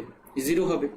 যেহেতু তুমি শূন্যক্রম বিক্রিয়া বলতেছো, তাহলে অবশ্যই এন এর মান 0 হবে, প্রথম কথা এটা। এবার তুমি ডেফিনিশনটা পড়ো। যদি বিক্রিয়ার হার বিক্রিয়কের ঘনমাত্রার শূন্যঘাতের সমানুপাতিক হয়, তাহলে আমরা এখান থেকে কি লিখতে পারি বলতো? আমরা এখান থেকে লিখতে পারি বিক্রিয়ার হার এটা হবে সমানুপাতিক কার? বিক্রিয়কের ঘনমাত্রার শূন্যঘাতের। দেখো আমি কিন্তু এখানে মানে কি নতুন কিছু লিখি নাই, ডেফিনিশনে যা বলছে তাই লিখছি। বিক্রিয়ার হার হবে বিক্রিয়কের ঘনমাত্রার শূন্যঘাতের সমানুপাতিক, তাহলে সেটাই শূন্যক্রম বিক্রিয়া। এবার এটাকে আমরা ভাগাই, তাহলে এটাকে আমি R equal to K into C to the power 0 লিখতে পারি। এখন বলো সি টু দি পাওয়ার 0 মানে কি? 1, তাহলে আর ইকুয়াল টু কে। এখন আর মানে কি? আর মানে কি আমি বলতে পারি না? আচ্ছা দাঁড়াও, এটা নিচে বেশি নিচে হয়ে যাচ্ছে। তাহলে দেখো আর মানে কি আমি বলতে পারি না? Minus DC by dt. এই যে দেখো আর মানে আমি কি বলতে পারি? Minus dC divided by DT equal to k. Minus DC by dt কেন লিখছি? বিক্রিয়কের সাপেক্ষে চিন্তা করতেছি, সেজন্য মাইনাস ডিসি বাই ডিটি লিখছি। বুঝাতে কি পারছি? তো এটা একটু করে মনে রাখবা, পরীক্ষাতে প্রশ্ন আসে নিচের কোনটি সঠিক, মানে নিচের কোনটি শূন্যক্রম বিক্রিয়ার সমীকরণ, ঠিক আছে? এখন দেখো শূন্যক্রম বিক্রিয়ার ক্ষেত্রে আমাদের আরো দুইটা জিনিস মনে রাখতে হবে। একটা হচ্ছে যে তোমার কে এর সূত্রটা, কে ইকুয়াল টু হচ্ছে মনে রাখবা 1/t, আর এখানের মধ্যে হচ্ছে তোমার C naught minus C. C naught হচ্ছে কি? প্রাথমিক ঘনমাত্রা। সি হচ্ছে কি? তোমার চূড়ান্ত ঘনমাত্রা। আর কে তো কি? সেটা তো জানোই, বিক্রিয়ার হার ধ্রুবক। এবার বলো এখান থেকে এককটা কি হবে? আচ্ছা এটা অন্য কালি দিয়ে দেখাই, নাহলে এটা একরকম হয়ে যাবে। দেখো এবার বলো এখান থেকে এককটা কি হবে? একক দেখো তো, সময়ের একক সেকেন্ড। এটা যদি উপরে চলে যায় পার সেকেন্ড, উপরে মোল পার লিটার, তাহলে তোমার এখানে আসবে কি? মোল পার লিটার পার সেকেন্ড, অথবা এটাকে আমরা কি বলতে পারি? Molar per second. ওকে, এরপরে যেটা লাগবে সেটা হচ্ছে যে অর্ধায়ু, টি হাফ। এই যে দেখো তোমার যেটা লাগবে সেটা হচ্ছে কি? অর্ধায়ু, টি হাফ। মনে রাখবা এটার সমীকরণ হচ্ছে যে C not divided by 2k, ঠিক আছে? আর এটার যে একক সেটা তো জানোই, কি হবে? সেকেন্ড হবে। কেন সেকেন্ড হবে? কারণ সময়ের একক কি হয়? সেকেন্ড হয়। তুমি চাইলে এভাবেও দেখতে পারো কেন সেকেন্ড হয়। দেখো উপরে আছে তোমার সি নট মানে কি? মোল পার লিটার, আর নিচে আছে কে। তো কে এর একক কি? মোল পার লিটার পার সেকেন্ড। তাহলে উপরের মোল পার লিটার নিচের মোল পার লিটার চলে যাবে, পার সেকেন্ডে উপরে উঠে সেকেন্ড হয়ে যাবে। দেখি বলতো এটা বুঝছো কিনা? শূন্যক্রম বিক্রিয়া নিয়ে আর কোনো ঝামেলা হবে কিনা বলতো? এগুলো একদম মুখস্থ করে ফেলবা। শূন্যক্রম বিক্রিয়ার তোমার বিক্রিয়ার হার ধ্রুবকের সমীকরণ কি, বিক্রিয়ার হার ধ্রুবকের একক কি, তারপর অর্ধায়ুর সমীকরণ কোনটা, অর্ধায়ুর একক কি, এগুলো মনে রাখবা। দেখি বলো বুঝছো কিনা? আর একটু করে ধৈর্য সহকারে থাকো, শেষ করে দিব। একটু ধৈর্য সহকারে থাকো। দেখি বলো তো শূন্যক্রম বিক্রিয়া বুঝছো কিনা?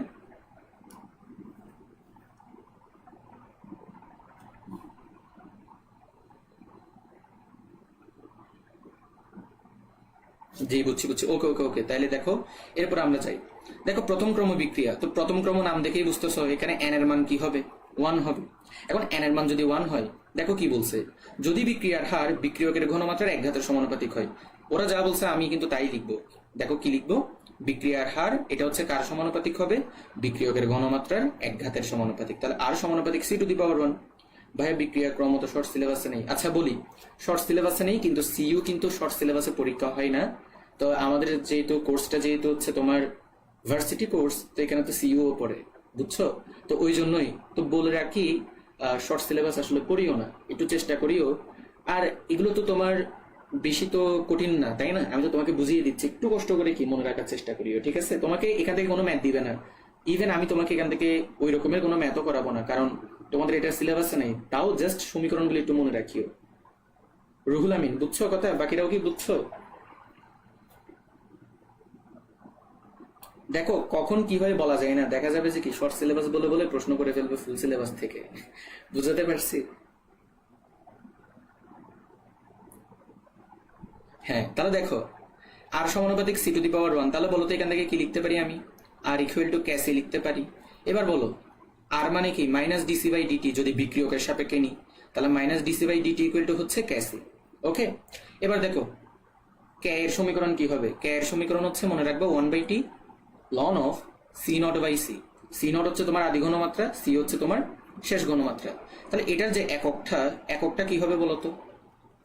দেখো সি নটের একক মোল পার লিটার, যেহেতু ঘনমাত্রা, সিও ঘনমাত্রা, তাহলে মোল পার লিটার দুইটা কাটাকাটি চলে যাবে, আর সময়ের একক সেকেন্ড উপরে যাবে। তাহলে এটা হচ্ছে তোমার কি আসবে বলো? পার সেকেন্ড আসবে। এরপর এই যে দেখো এটা পরীক্ষাতে বেশি আসে, টি হাফ অর্ধায়ু, মনে রাখবা 0.693 ডিভাইডেড বাই কে। এবং এটার একক কি হবে? যেহেতু অর্ধায়ু বুঝতেছই, সেকেন্ড হবে, তাই না? সেকেন্ড হবে। আচ্ছা, এটা একটু করে আমি একটু মার্ক করে দিচ্ছি, এটা অনেক ইম্পর্টেন্ট, পরীক্ষাতে এটাই বেশি আসে। অর্থাৎ পরীক্ষাতে জিজ্ঞেস করে যে নিচে কোনটি প্রথম ক্রম বিক্রিয়ার অর্ধায়ু।